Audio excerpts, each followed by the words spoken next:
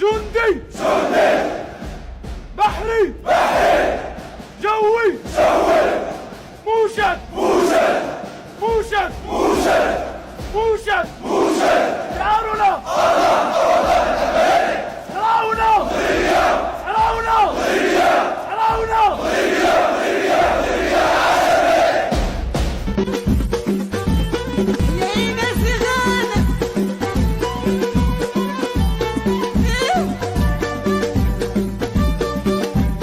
بسم الله الرحمن الرحيم. السلام عليكم ورحمة الله وبركاته، ومرحبا بكم في هذا اللقاء الجديد.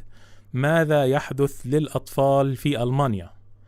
معنا اليوم قصة الطفل محمد عيسى الذي اختطفته اليوجنت أمت، وهي مؤسسة رعاية الشباب في ألمانيا، وهي طبعا تفكيك الأسر واختطاف الأطفال.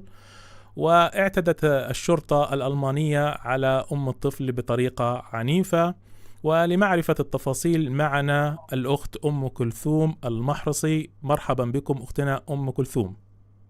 السلام عليكم، مرحبا بكم، شكرا على الاستفاضة أخي الكريم، مرحبا بك. مرحبا بكم وأهلا بكم في قناة شؤون إسلامية لمعرفة حقيقة هذه القصة التي طبعا ترددت أقوال كثيرة، وأنت أيضا ما شاء الله يعني أنا شايف حتى عندك نشاط واسع جدا على التيك توك. سؤال عندي أخت أم كلثوم هو ماذا حصل معك؟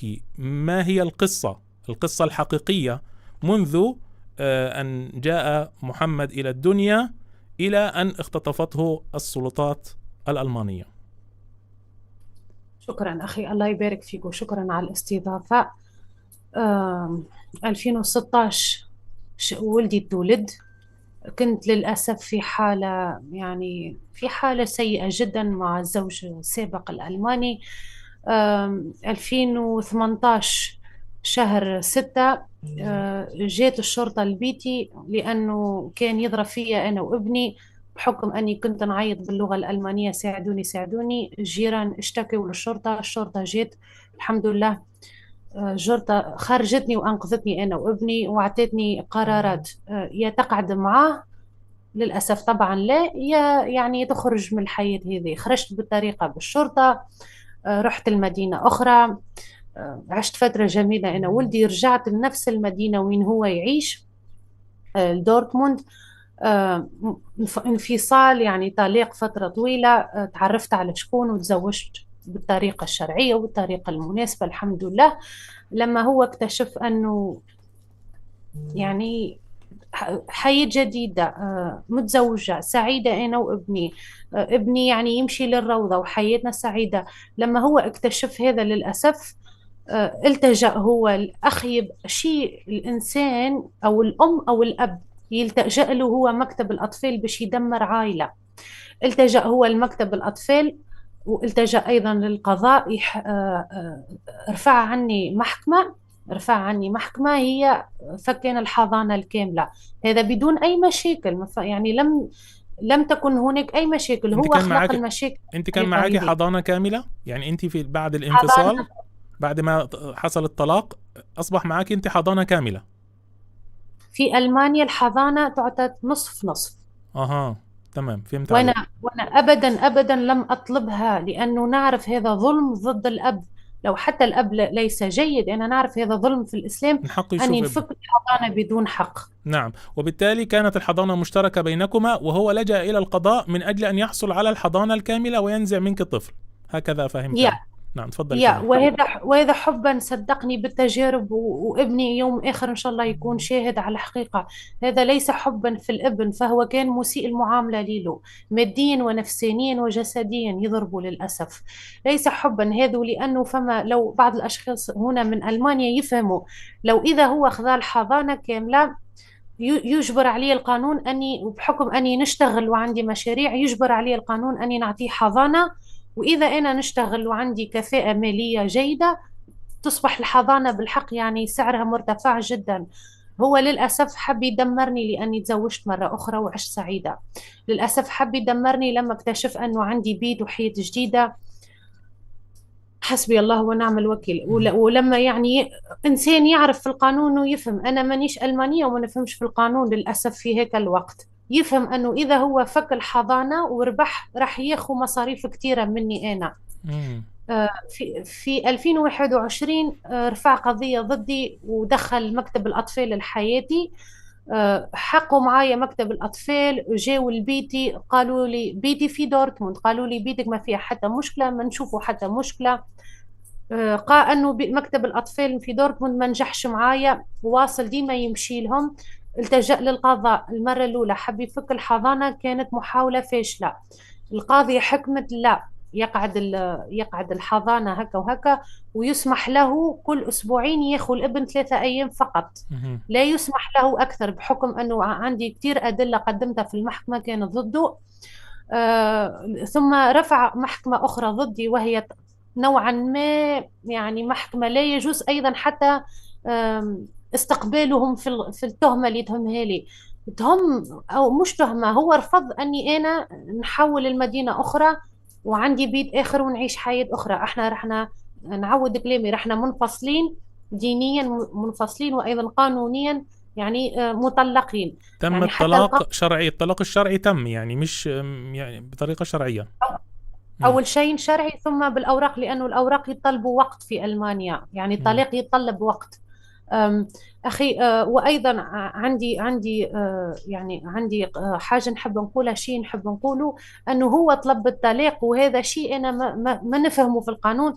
لما هو يطلب الطلاق ثم يطلب الحضانة كاملة في ألمانيا، عنده إمكانية كبيرة أنه يخوها، لأنه هو يدل أنه هو الشخص الأول اللي طلب بالطلاق مم. قانونيا. مم. فهمتي شو نقصد؟ مم. يعني هو حب يكون قانونيا منظم. الحمد لله ربي كبير، ورفضت القاضية المحكمة الثانية ضدي أنا. يعني القاضية قالت المرأة حرة مع ولدها، ما في مشكلة قانونيا أو مشكلة للطفل أو تسيء للحياة الطفل لو إذا الأم ذهبت المدينة أخرى واشتغلت ويعني تحصلت على بيت كبيرة. بالعكس، هذا يكون جيد للطفل من الناحية النفسية مم. للمدينة، ومن ناحية نفسية للبيت، ومن ناحية نفسية للمادية، بحكم أني طالبت أنا يعني راهو عندي شغل جديد، احترموني، نحب نكون حرة، وافقوا عليا. لما حولت للمدينة هذه الجديدة، حياة جميلة أشهر معدودة. لما اكتشف أنه حياتي جميلة مرة أخرى، أكثر من يعني من دورتموند لهنا تقريبا ساعتين بالسيارة. جاء لدورتموند للمكتب الأطفال في المدينة اللي أنا نعيش فيها، أو القرية، هي قرية جميلة. اتهمني بالضرب، تم استدعائي أيامات وأنا ابني نستدعوني اللقاءات، وفي كل لقاء يعني ما يقع دليل حتى ضدي. ورغم ذلك هو يأصر مرة أخرى، عود مرة أخرى تهمني مرة أخرى بالضرب. مم. حقه معي، وابني يكبر بشوية بشوية، الطفل يكبر وقاعد يفهم ويجم يحكي. لما ابني كبر في التهمة الثانية متاع الضرب، ابني قال الحقيقة الحمد لله، أصبح يعني يحكي ألمانية وأصبح يعبر وأصبح ما عنده خوف. قال الحقيقة، قال أنه هو ضربني مرة الأولى، أنه هو ضربني المرة الثانية، أنه هو يقول لي للأسف كلام ما لازموش يتقال. يقول له أمك ليست جيدة لأنها لديها رجل آخر في حياتها، سامحوني في الكلمة، لأنها تستمع للموسيقى وتشرب الخمر، حسبي الله ونعم الوكيل. قال له لازمك تقول أمك ليست جيدة في مكتب الأطفال لأنها كافرة، لأنها تشرب الخمور ولديها رجل آخر، حسبي الله ونعم الوكيل. هذا وسبحان الله مسلم؟ شوف. هذا الشخص اللي بيقول التهم دي مسلم؟ يعني هو يعني مسلم صحيح؟ أخي مم. أخي ما شاء الله عليك، مثقف دينيا، وكل إنسان يعرف أنه للأسف بعض المسلمين يكون عندهم وجه ووجه آخر. المنافقون موجودين أخي. مم. نعم. لو نحكي لك تفاصيل أخرى تقولي أنت هذا الشخص يبيع في دينه باش يرضي أشخاص آخرين، يعني باش مم. يرضي ولاد بلاده يبيع في دينه. به ابني استعرف أنه هو ضربه وكم من مرة، وهم أكدوا قالوا راهو الطفل استعرف أنه الطليق الألماني ضربه. من واجب مكتب الأطفال لما يسمعوا شهادة الطفل أنه أب أو الأم تم ضربهم من خلال الأب أو الأم، من واجب مكتب الأطفال يتصرف بطريقة قانونية، يعني بطريقة سريعة وقانونية. ما عملوا حد شيء أخي به. لما ضرب ابني المرة الأولى التجأت للشرطة، رفعت قضية، وهذه الطريقة القانونية. التجأت أيضا مكتب الأطفال، لأنه في ألمانيا إذا تكون خلل في العائلة، خاصة العنف أو أكثر من عنف، أشياء سيئة جدا، لازمك تعلن الشرطة وتعلن أيضا مكتب الأطفال، هذا في القانون لهنا، لأنه بعد يلوموك لو يوم مم. آخر تقول احميوني يقولوا لك هذا خطأ منك أنك أنت ما التجأتش للطرق القانونية. التجأت، شوف أختي الفرق بيني أنا والفرق بينه هو، التجأت المكتب الأطفال في عملية الضرب الأولى، وابني استعرف وقال الحقيقة.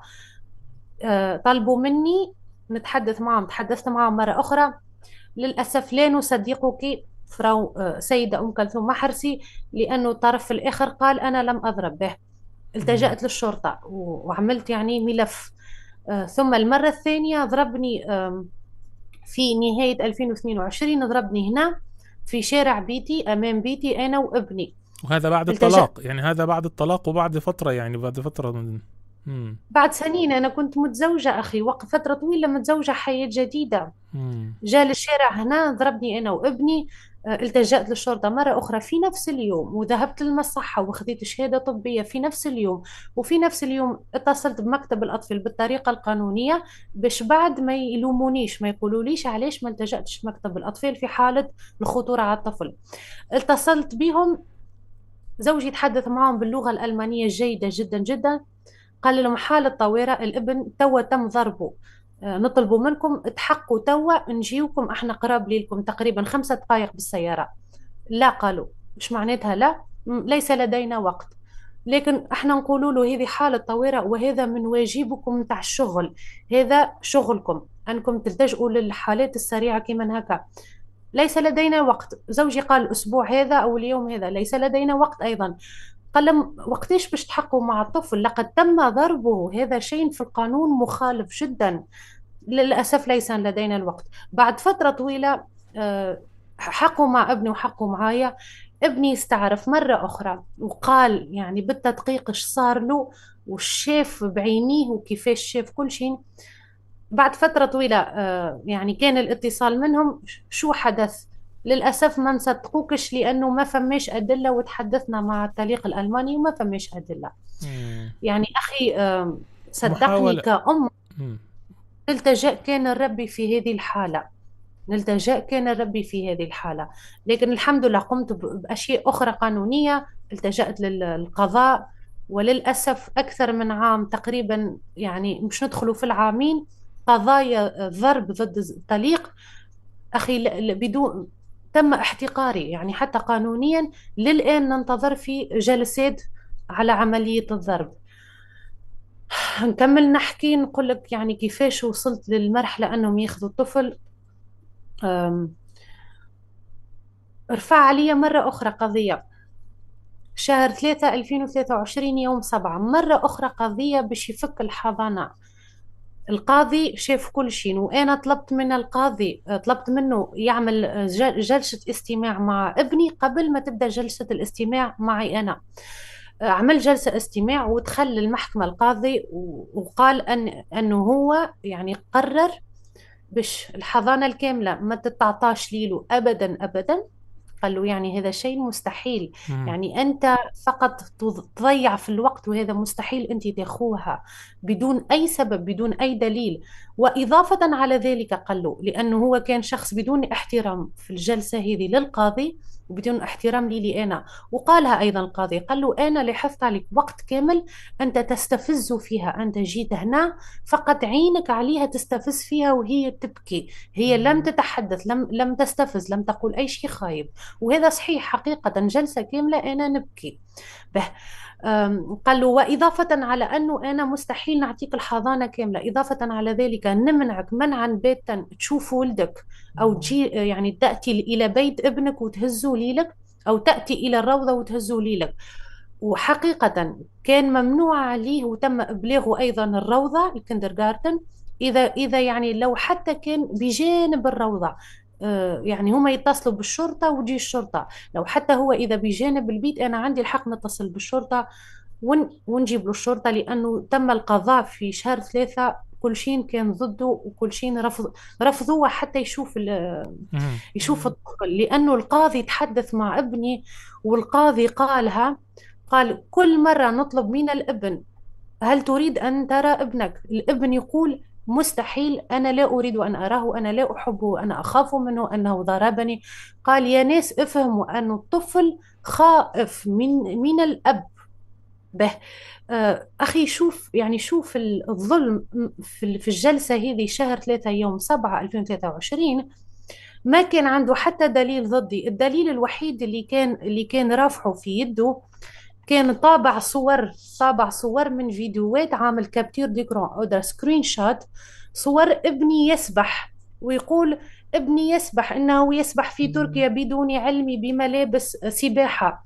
القاضي قال له أخي احنا نحكيه على خطورة متاع الطفل وضرب وعنف، ويعني خطورة في عقل الطفل ونفسية الطفل، وانت توريني في صور متاع سعادة متاع طفل عايش في سعادة.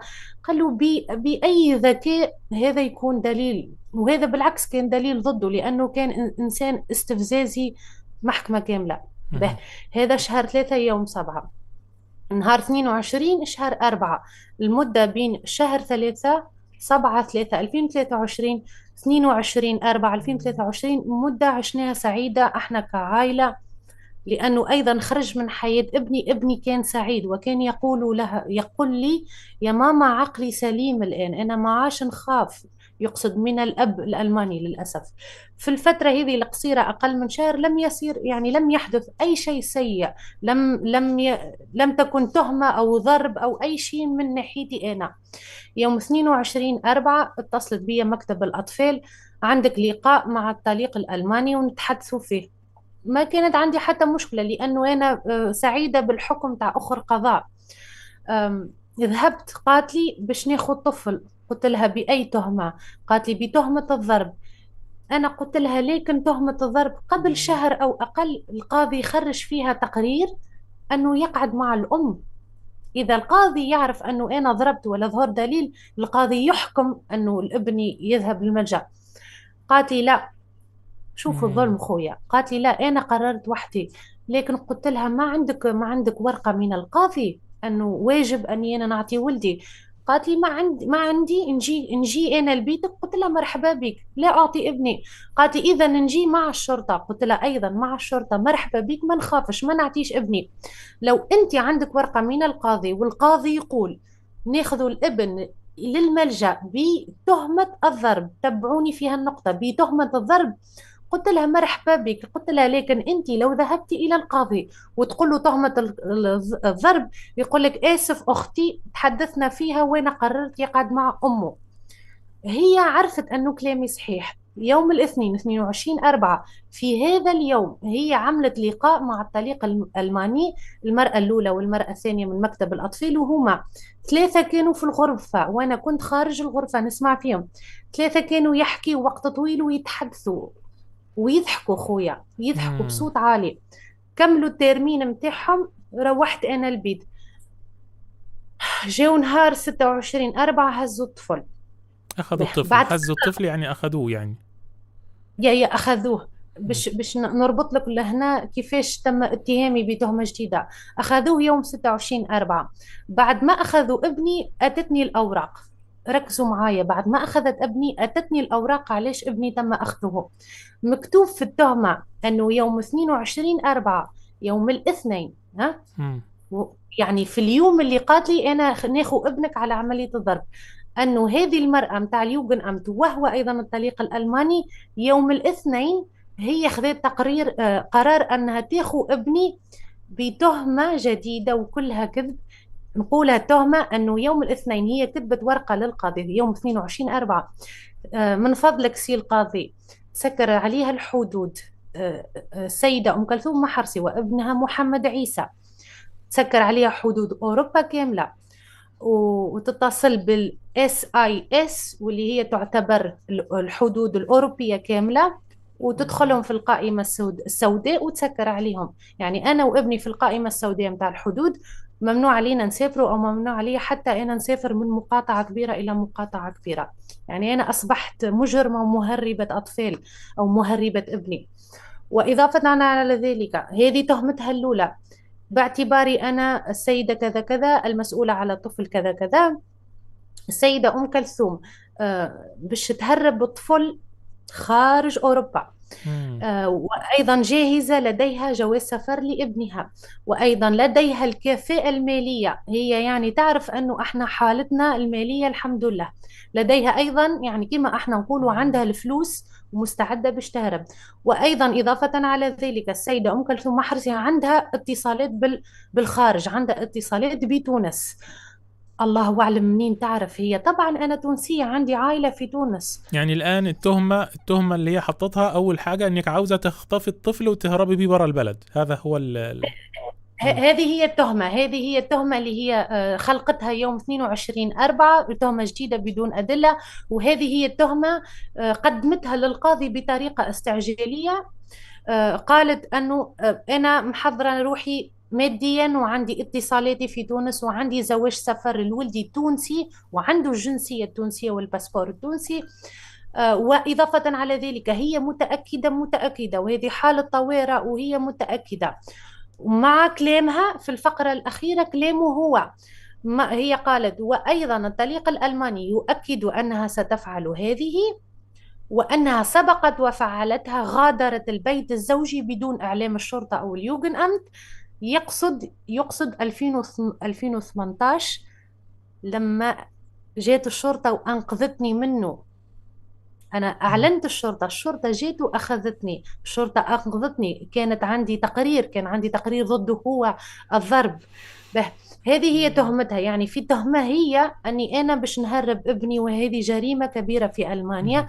السجن والخطية، الخطية 24 ألف حسبي الله ونعم الوكيل أورو، أو 50 ألف أورو نعم. الخطية، والسجن من 6 سنين الأكثر أو أقل، يوم الله أعلم. 26 أبريل جاءوا إلى المنزل وأخذوا الطفل، صح كده؟ نعم. نعم أخي. وكده يعني معناها انه القاضي حكم بناء على التقرير التي قدمته هذه الموظفة في اليوجنت امت انه يوم الولد 22/4. الولد في خطر ولازم وهيهرب برا البلاد ولازم نصدر قرار بسرعة قبل أن نعم. يهرب الطفل، وبالتالي استطاعت أن تستصدر حكم باختطاف الطفل منك. وفعلا جاءوا وشفنا المشهد اللي انت نشرتيه. اسف على عرض الصور يا جماعه، يعني المشهد المؤذي اللي انا بعرضه الان جنب الاخت. يعني طبعا هل هذا كان اعتداء بالضرب ام هو ام ماذا؟ يعني الدم ده او الاشياء اللي هي اللي في الفم في الوجه دي كانت ايه؟ أخي هذا عنف، لأنه فما فرق كبير في الدول الأوروبية بين عنف وضرب. لكن العقاب هو بيدو الحالة النفسية، الدمار، الإحساس هو بيدو، الأوجاع هي بدا. هذا كان عنف شديد جدا جدا أخويا. هذا بعد ما أخذوا الابن مني، أغلقوا الهاتف متاعي يعني طريقة وحشة جدا. تعاملوا معايا، أخذوا ابني بطريقة عنيفة، خرجوا زوجي من بيته. وهذا أخي راهو بيته ما عندهم حتى حق. زوجك الحالي وهو تقريبا عربي؟ نعم. هو زوجي الحمد لله مسلم، ناس طيبة الحمد لله، دينيا وأخلاق الحمد لله. الله يبارك فيك. أخي خرجوه، طلبوا منه يخرج، وأنا قلت له قبل ما تخرج بالله لا تخرج، راهم باش يقتلوني. لأنه أنا نعرف أخي نعرف راهم ظالمين، راهو كي نقعد وحدي معاهم ما عندي شكون يدافع عليا بخلاف ربي.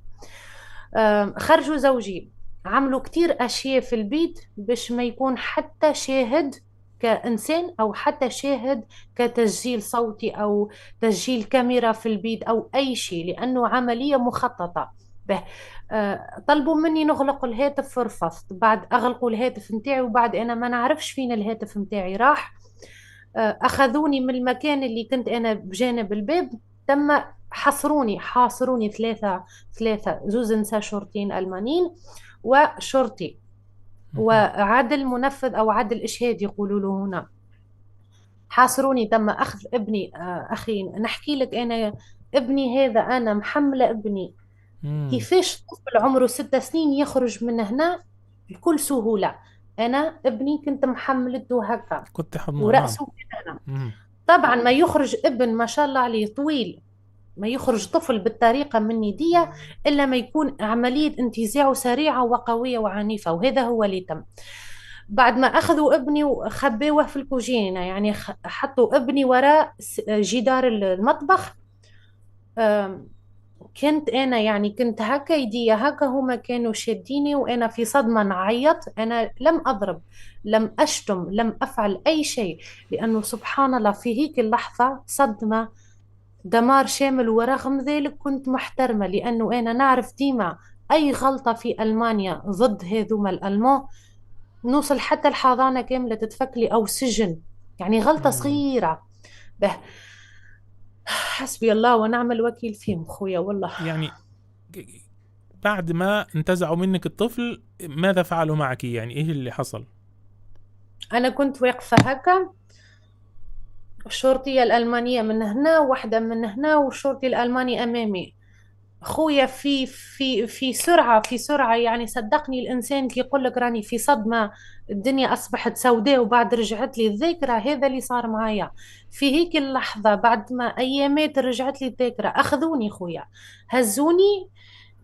هذا أنا راني طويلة، متر وثمانين، متر وثمانين طولي، ووزني مش وزن قليل ومش وزن زائد، يعني وزني الحمد لله. يعني باش إنسان يجي يهزني أو ثلاثة أشخاص يهزوني بالسرعة هيك ويرميوني في القاعة، يعني لازم يكون عنف شديد. خويا أخذوني هكذا، أخذوني طبعوني في القاعة. ولما اوه، سقط، يا أخي، لا حول ولا من قوة الا هنا، من هنا تم أخذي في الهواء وتحويلي بالطريقة هذه، وتم من يديا، يعني ايدي عملوهم هكا، وتم طبعي في القاعة، تطبعت. بالله. بعد ما تطبعت رموكي انا على يعني الارض، رموكي على الارض. رموني، يعني ألقوني مثل قمامة بالحق، مثل بكل خفة. أنا نشوف في روحي في السماء طحت في القاعة بكل خفة أخي. راني إنسان طويل والله، راني إنسانة بالحق طويلة أخي. زوز نساء يحاولوا باش يغلقوا يديا، كانوا جالسين على ظهري وعلى اوه. يعني الأسفل كامل، يا أخي، بركايبهم وببدنهم كامل. وإحنا كل إنسان يعرف الشرطة في ألمانيا ما شاء الله عليهم كبار وطوال، للأسف أيضا حسبنا الله ونعم عنصريين الوكيل. وعنيفين لما ما تكون معك حتى واحد يحميك خويا. لا حول ولا الشرطي قوة الا بالله. الألماني، هذه هي اللي أنا بالحق ظلم أخي، ظلم. هذه هي اللي أنا بالحق ظلم، والله ظلم. الشرطي الألماني بالركبة متاعه، الركبة، مهم. يا بالركبة، على الجهة اليسار، ووجهي مطبوع في القاعة على اليمين. يعني شوف مم. في أنت هكا، هذه الركبة، يضرب بالركبة على وجهي، وجهي تنطبع به. بعد يضرب بالركبة لهنا، سامحوني في الكلمة هذه، أنا كنت من غير حجاب في اللحظة هيك، ما كان عندي وقت. ابني كان يبحث عن حجاب، ما قينا حجاب. لما كنا في الطابق قلت له يا ابني بسرعة لازم نختبيه. كان شعري محلول أخي، وكانت حالتي حليلة وأنا بملابس البيت. خلى ركبته هنا، وعندي تصاور وعندي الفيديوهات الأدلة أنه الرقبة مجروحة وهنا نعم. جروح. الرقبة كانت مجروحة في النصف، هذا في النصف يدل أنه الرقبة طبقت مم. بين زوز أشياء، يعني هذه الأرض وهذه الركبة. نزل على الركبة وقت طويل أخي، وقت طويل، نفس تقطع وكنت نعيط.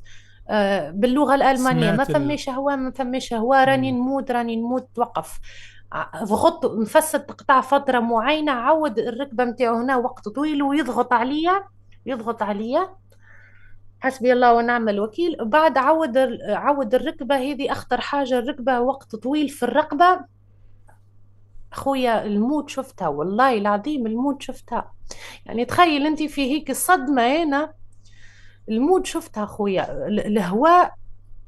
الهواء تقطع عليا، ما عادش نجمت نعيط، صوتي اختفى بكل لحظة. وبعد فترة طويلة صدقني خويا من الموت شفتها.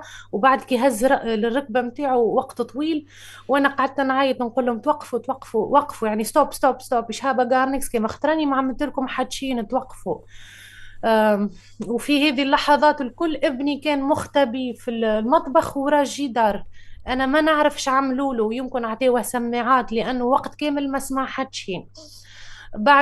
بعد وقت طويل، لأنه منعوا زوجي، كان زوجي محاصر بثلاثة شرطة، منعوه باش يدخل. بأي حق تمنع رجل كان مسالم، كان في كل لحظة يقول لهم أعطيوني وقت خليني نفسر لها، لأنهم أيضا حقي في مترجم، ما جيبوش مترجم، من واجبهم يجيبوا مترجم لما ياخذوا الطفل من عائلة لاجئة أو عائلة لا تتحدث الألمانية. زوجي يعني جاء من هنا، من مدخل الدار، مدخل آخر من الدار، من الحديقة.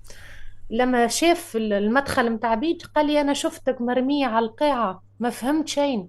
قلت له يعني لماذا، أين كنت؟ قال لي أنا كنت خارج البيت وكنت محاصر، 3 شرطيين كانوا يحاصروه، وفي بعض الأحيان يقولوا له ادخل للجراج باش ما يسمعش.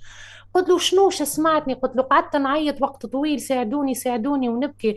قال لي سمعتك تقول لهم ستوب ستوب وتعيط، وبعد صوتك اختفى وعاودت سمعتك. قلت له كي صوتي اختفى هيك في انا في موت قاعده. سبحان الله. زوجي دخل من هنا كما نقولوا احنا، هرب منهم، هرب، دخل من الجراج ودخل منها. شافني في الارض ملطوخه، شافني نبكي ونعيط، وشافهم سكروا لي ايديا، وشافهم يغزروا لي. انا من القاعه اخذوني هكا زوز الشرطيين، والشرطي الالماني اللي خنقني كان واقف قدامي اخذني، اخذ شعري هكا وبعد شعري. لما بعد شعري يعني كي انا شفته في عينيه كان مصدوم، اخي يعمل هك تصدم، بالحق تصدم. طلع لفوق وبدا يتحدث معاهم وانا ما نفهمش يقولوا. من شنو تصدم؟ انا بعد ما مشيت المصحة النفسية انا عرفت علاش تصدم. شفت روحي في اللايف متاع اليوتيوب، شفت روحي، شفت روحي كيفاش مضروبة هيك. علاش تصدم؟ تصدم من الفعل متاعه. نعم. كان شعري اخي، كان شعري هنا، شعري في وسط فمي، انت الدم كنت صورت نبلع فيه. انت صورت الفيديو ده بعد ما لبست الحجاب وطلعت بره وخلاص، كنت رايحة تقريبا تركب السيارة ورايحة مشوار او رايحة تبلغ او شيء من هذا، صح؟ بعد بعد الفيديو. بعد ما ركبت السيارة، لأنهم كانوا حارسيني بالشرطة، والشرطة كانت تحمل السلاح أيضا، كانوا حارسيني مهم. وكانوا مسكريني إيديا. أين حقوق نقول المرأة وأين المرأة في هذه المعاملة بطريقة إجرامية يعني؟ يعني بصراحة. احنا في بلداننا نسمعوا أوروبا والغرب الحقوق والحرية والسعادة والحياة والمصاريف والحقوق، اعمل اللي تحب انت، ديما حقك موجود. هذا ما هوش موجود هالكلام. لحظة اللي تعيش لهنا ثالث أسبوع تبدأ تعرف الحقيقة المرة، هذا غير موجود خويا. مم. للأسف هما يعني في بعض الناس الألمو يستعرفوا أن العنصرية وحقوق المرأة غير موجودة، وحقوق الطفل، حقوق العائلة، حقوق الإنسان غير موجودة. هما أولاد بلادهم يستعرفوا بهذه الحقيقة. يا وفما جروبات كبيرة لهنا وجمعيات كبيرة تحارب في بلادها باش يعطيوا الحقوق للناس، يعطيوا حقوق المرأة، يعطيوا حتى، اسمع شوف سبحان الله، الألمو يعملوا جمعيات وحملات في الشارع باش يطالبوا الحكومة الألمانية بالإنسان المسلم أو المسيحي ياخذ حقوقه الدينية وحريته الدينية، وباش يبعدوا علينا العنصرية والكراهية. أخي هالكلام ما فماش منه. أنا عشت شفت لهنا الظلم. أنا نمشي في الشارع وتغزر لي مرأة ألمانية تكون كبيرة في العمر للأسف، وسامحوني تعمل تفو عليك، يعني تبزق عليا. حسبنا الله ونعم الوكيل. هذه ماهيش أول مرة مش ثاني مرة. أنا مع زوجي احنا نعبروا في الشارع ويتعدى شكون بالسيارة تفوه نعم. يعمل هكا. طيب. يعني أخي حسبي الله ونعم حسبنا الله الوكيل. ونعم الوكيل. نعم، تفضلي كملي. يعني حصل اللي حصل وزوجك صدم من المشهد، وانت كمان يعني اتصدمتي بعد ذلك من الصور لما شفتيها. ايه اللي حصل بعد أخذوني كده؟ للمصحة مهم. من البيت أخذوني المصحة، مصحة بيتبورغ أين أعيش أنا، إلى قسم النفساني. أخذوني في سيارة كانت يدي مغلقة اوه. بالحديد، كانت يدي مغلقة، وطلبوا مني أني نرقد على فراش السيارة وجهي هكا، نرقد. وتم إغلاقي بالسبتات يعني بالبيلز مثل المجنون، لما المجنون يغلقوه مم. يعني يفتحوا بيلت، سبتة سبتة، حزام حزام حزام. تم طلب مني نرقد على الفراش متاع سيارة الإسعاف. تم تسكيري الحزامات يمكن 4 أو أكثر مثل المجنونة، وكانت يدي مغلقة، وتم استدعاء شرطية بالسلاح تكون حارسة في السيارة. ذهبنا للمصحة، القسم الخاص بالنفسانية. تم تحليلي من زوز أشخاص في القسم النفساني. قالوا لي احنا نشوفوك مرأة عادية، رياكسيون عادية، مرأة عاقلة، مرأة يعني سليمة. احنا نتصلوا تو بشكون، اتصلوا بشكون ورجعوا لي قالوا لي للأسف رغم احنا قلنا يعني من حقها تروح للدار، هذه ليست مجنونة وما عندها حتى خلل في حياتها. قالت للأسف يعني الاتصال اللي حكينا معاه الشخص قال لا، نحولوها للمصحة النفسانية الاختصاصية. حسبي الله ونعم الوكيل فيهم خويا. هزوني المدينة أخرى في سيارة، لما طلب المسعف وطلبوا هما من الشرطية تكون مرة أخرى تسكر لي ايديا وتحرسني، قالت لهم لا. قالت لهم أنا شفتها أنها إنسانة سليمة، وأنا كلمت الشيف قلت له ما تستحق حراسة، دونك أنا يعني الحراسة انتهت عليها. مشيت للمصحة النفسانية، تم تحليلي عن طريق مصحة نفسية راهي اختصاصية كان في النفس والمجانين. تم تحليلي على زوز أطباء حقيقة من كلامي معهم، كانوا خبراء في العلم النفس، كانوا يتحدثوا الإنجليزية الطب، يعني أصعب إنجليزية، وكانوا يتحدثوا كلام قوي، أسئلة قوية. هل مش تقتل روحك؟ مش تقتل ولدك؟ مش تمشي لدورتموند وتقتل طليقك؟ مش تنتحر؟ عندك أصوات تحكي معك، هل أنت مجنونة؟ مم. جاوبت على كل شيء. وبعد هو يعني طلب مني السماح، الطبيب النفساني الكبير في العمر، يعني هو الشيف، قال لي أنا نطلب منك السماح، البروتوكولات اللي كان واجب علي نعملها ونعرفها تضحك، لأنه أسئلة بالحق تضحك في حالتك أنت كامرأة سليمة. أنا تجيني بروتوكولات تضحك، أسئلة تضحك. وسألني أسئلة على حياتي، قلت له عندي دار نخدم، عائلة، عنا خدمة الحمد لله، كل شيء لا بأس، الطفل يعيش حياة جميلة، يذهب يعني يذهب يلعب الكاراتيه، يلعب رياضة انا الفنون.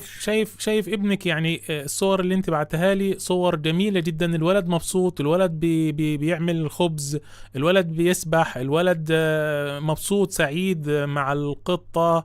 يعني الصور اللي انا بعرضها الان، الولد بيلعب عنده قطة او قطة في البيت وسعيد، وكل الفيديوهات مبتسم وكل الصور مبتسم. طبعا انا بعرض لكم بعض الصور وانا مخبي العينين بس عشان لاسباب خاصة، انه احنا مش عنده عاوزين. 6 قطط أخي، عنده 6 قطط. نعم، عنده 6 قطط. الولد سعيد. الولد عندكم عندكم زي حديقة في المنزل. البيت واضح ما شاء الله عندكم بيت جميل وكبير. بتخرجيه يلعب ويتفسح يعني. ايه اللي حصل يعني؟ ليه كل هذا الإجرام؟ وليه هم يعني فرقوكم عن بعض واخذوا الطفل وابعدوه عنك بهذه الطريقة العنيفة؟ و... وايه اللي حصل بعد كده؟ يعني ايش التفاصيل اللي حصلت بعد كده؟ وايه المحاكمات اللي حصلت بعد كده؟ طبعا انا بعرض الان الصور والله وانا كلي اسف وحزين جدا انه طفل زي ده كان سعيد وبيلعب وبيمرح مع امه، وفجأة كده ياخدوه يرموه في اماكن اخرى. الله اعلم ايش بيحصل. ولا هل انت شفتيه بعد الحادثة هذه، بعد اختطافه؟ هل شفتيه تاني؟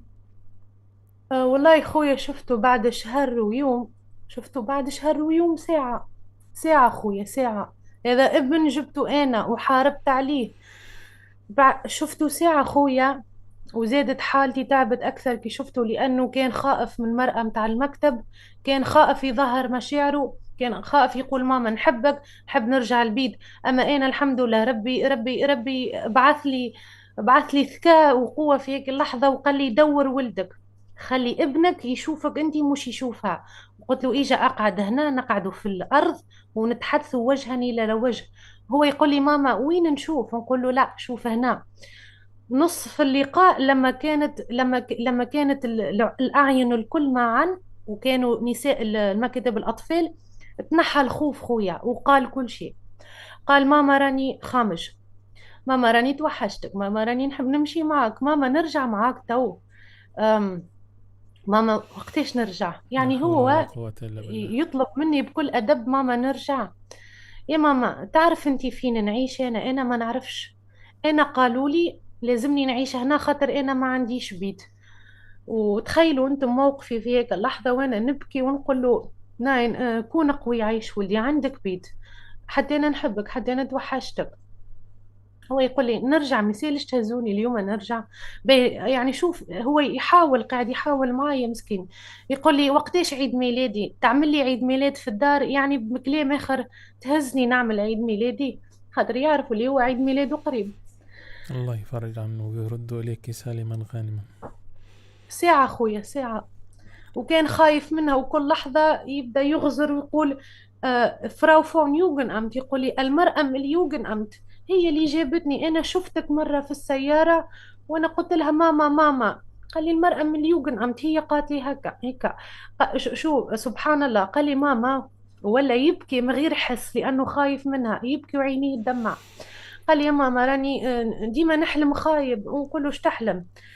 قال لي راني نحلم انك انتي مت وانا لا خايفة حول عليك ولا يا قوة ماما. إلا بالله. انا قلت له ما متش ما متش. اخي قلت له انتي علاش ما تقولش للناس في الملجأ راني عندي حلم يساعدوك شي ترجع ترقد مرة اخرى، يعني ترقد مرة اخرى. قال لي لكن انا قالوا لي اذا صارت لك حاجة خايبة ما تقولهاش. امم. يعني شوف اخي، حسبنا سبحان الله الله، ونعم كان الوكيل. خايف، كان خايف منها، كان خايف منها. وانا مانيش مسلمة في هالاشياء الكل خويا. حتى يرجع ولدي ان شاء الله باذن الله اخي، يرجع ولدي ونجيب له اطباء نفسانيه، مهما تكلفه الماديه ولا مهما تكلفه الوقت، لين تخرج الاوراق الصحيحه. ما هما ديما يحبوا بالاوراق، انا تو نقدم لهم الاوراق باذن الله. نخرج الاوراق الصحيحه. اش قالوا لولدي؟ اش عملوا له؟ علاش خوفوه من امه؟ علاش منعوه عليه؟ باش يعني هل نفضحهم هل انت بالطريقه هل القانونيه. تتوقعي ان هم قالوا له ان امك هتموت او ماتت او كده، بيحاولوا ان هم يمهدوا الطريق ان هم يبقوا على الولد فترة طويلة وكده؟ هما ما قالولوش امك باش تموت، هما قالوا له في اللقاء هذا وظاهر جدا من نفسيته، من الكاركتير اللي شفته من ولدي. مش كاركتير ولدي في بداية اللقاء كان خايف لا يبوس ولا يخاف يعنق. انا مشيت له نجري خويا، عنقته وبسته. هو ولا يبكي، وكي قلت له اقعد في القاعة وغزر لي شوفني انا، شوفني انا وشوف بابا. بيعطوهم يا ادوية يعني على فكرة، تمشي. بيعطوهم ادوية على فكرة واشياء غريبة على هاي فكرة. سمعت بيها ونقول لك راهي صحيحة، وهذوما كلام ناس ألمون، هذوما ناس ألمون تحدثوا معايا. قالت لي يعطيوا لثلاثة صغاري أدوية باش يريضوهم نفسانيا، ما يخليوهمش يتفكروا أو يحسنوا أو يبكيوا.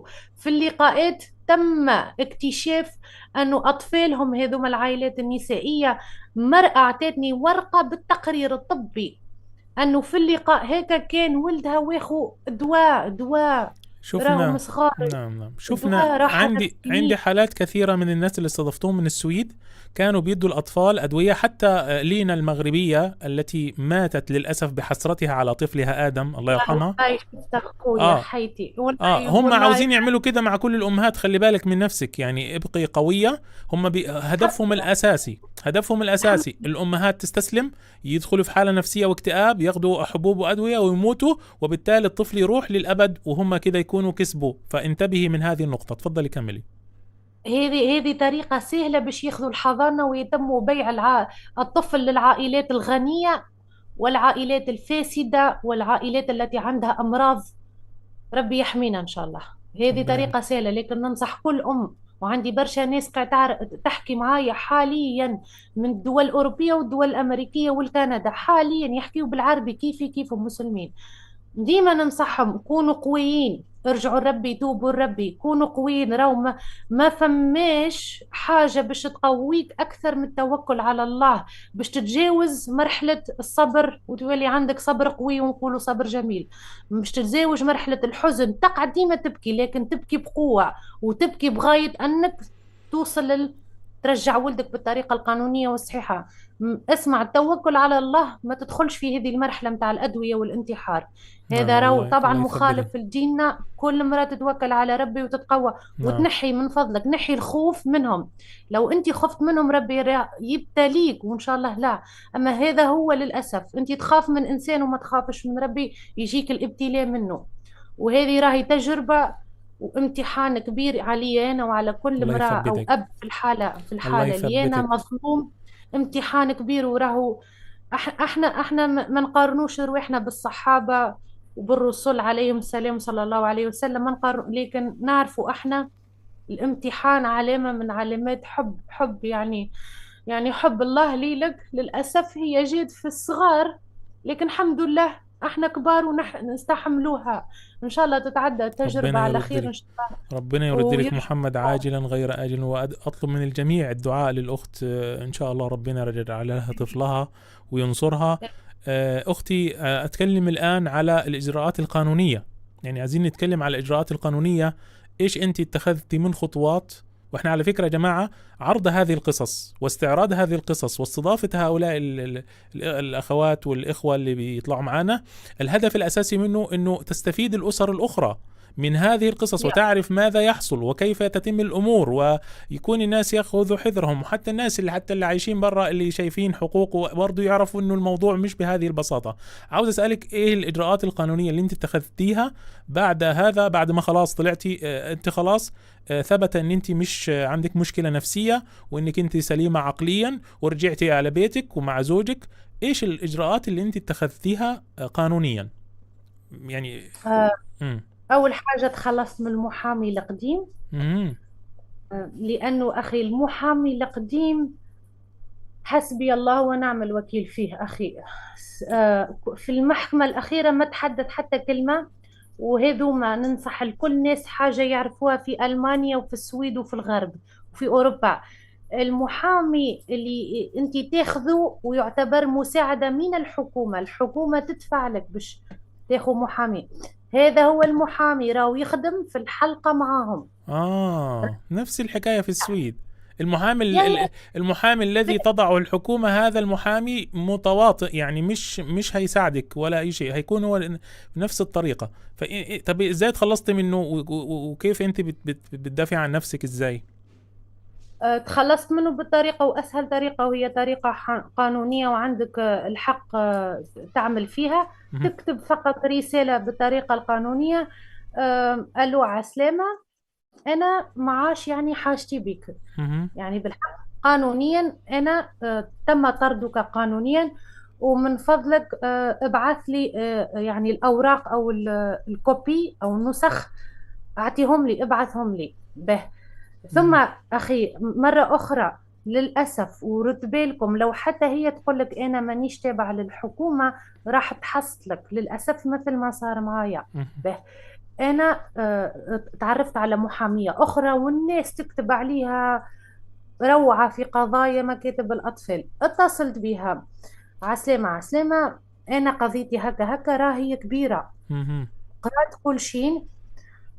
قالت صحيح هذه فضيحة وفساد في السلطة، وهذا شيء مضحك أخذ الطفل بالطريقة هذه بدون دليل، تهمة كبيرة، جريمة، هما استغلوا التهمة وربطوها بالجريمة، وجريمة راهي شيء خايب، راهي في كل دولة جريمة خايبة اختطاف. ضد حق الطفل. مهم. أقنعتنا بكلامها، أنا نحارب معاكم، أنا نقف معاكم، أنا هي المحامية. بعد ما خلصت يا 10 أيام، وبعد ما فهمت القضية والكل، طلبت منها من فضلك سيدة محامية فلانة كذا كذا، آم، عندي الحق باش نقدم المطلب اللي هو اسمه الاعتراف بالطريقة القانونية، من فضلك أنا كتبته، أرى أنا كتبته لها باش هي ما تضيعش وقت مهم. تحسبه لي بفلوس. قلت لها هذا هو الاعتراف بالطريقة القانونية، كتبته لك وحضرته لك من فضلك. وقلت لها على فكرة قبل ما نستشيرك أنا بعثته وحدي، لأنه هذا من حقي القانوني ما نحتاجكش. أنا بعثته للمكتب الأطفال بالطرق الكل، بعثته بالبريد ونسخة ورقم التتبع بالبريد، بعثته بالإيميل ليلهم الكل، مش كان الإنسانة واحدة، ليلهم الكل. الاعتراض على التهمة مكتوب فيه أنا نعترض على التهمة هذه، ومن فضلكم إذا التهمة صحيحة وهي غير صحيحة تقدموا التهم وننتظر، تقدموا الأدلة. لي الأدلة، نعم. وننتظر فيكم، ننتظر فيكم لأنه في القانون عندهم مهلة، ننتظر فيكم قبل المهلة القانونية باش تعطوني الأدلة. للآن أخي، أكثر من شهر أظن و10 أيام، للآن ما رجعوش عليا مكتب الأطفال. قلت لها يا محامية تعمل لي فقط، تقوم بواجب صغير، أيضا أنت معايا أيضا ابعث أما عن طريق الإيميل متاعك كمحاميتي. لا قالت لي. قلت لها ايش مم. معناتها؟ انت هذا جاي تعمل أنا ايه؟ انا نطلب فيك، يعني انا انت تتوكل علي، انا نطلب فيك وهذا قانوني، مطلب قانوني ما فيه. لا قالت لي، قالت هالي باللغة الألمانية متاع الشارع وزوجي شاهد. أنا لست مجنونة لأتحدث بالطريقة هذه مع مكتب الأطفال. قلت لها ايش تقصد؟ قالت لي أنا مانيش مجنونة باش نطلب من مكتب الأطفال نعمل اعتراض. قلت يا لها سامحني، قلت لها سامحني هذا قانوني عندي الحق نعمله ولا؟ قالت لي طبعا عندك الحق. قلت لها دونك علاش ما تعملوش؟ قالت لي انا ما نخدمش هالخدمه بالعربي. يعني أنا تابعة للحكومة، لا أشتغل ضد مكاتب الأطفال. اوه، هم لو هي حتى هي هي مش عاوزة تساعد. تغضبهم، هي مع انه هذا قانوني ومن حقك، لكن هي مش عاوزة تعمل هذا الاجراء لانه طبعا هذا هم مرتبة كل شيء معاهم كمان. امم. يا ثم قلت لها أوكي، قلت لها عندي ورقة للقاضي، من فضلك تكتب الورقة هذه للقاضي، هي ورقة نورمال، حاجة عادية، اللي هو رفع جلسة للاستماع للأطراف الكل وتقديم الأدلة.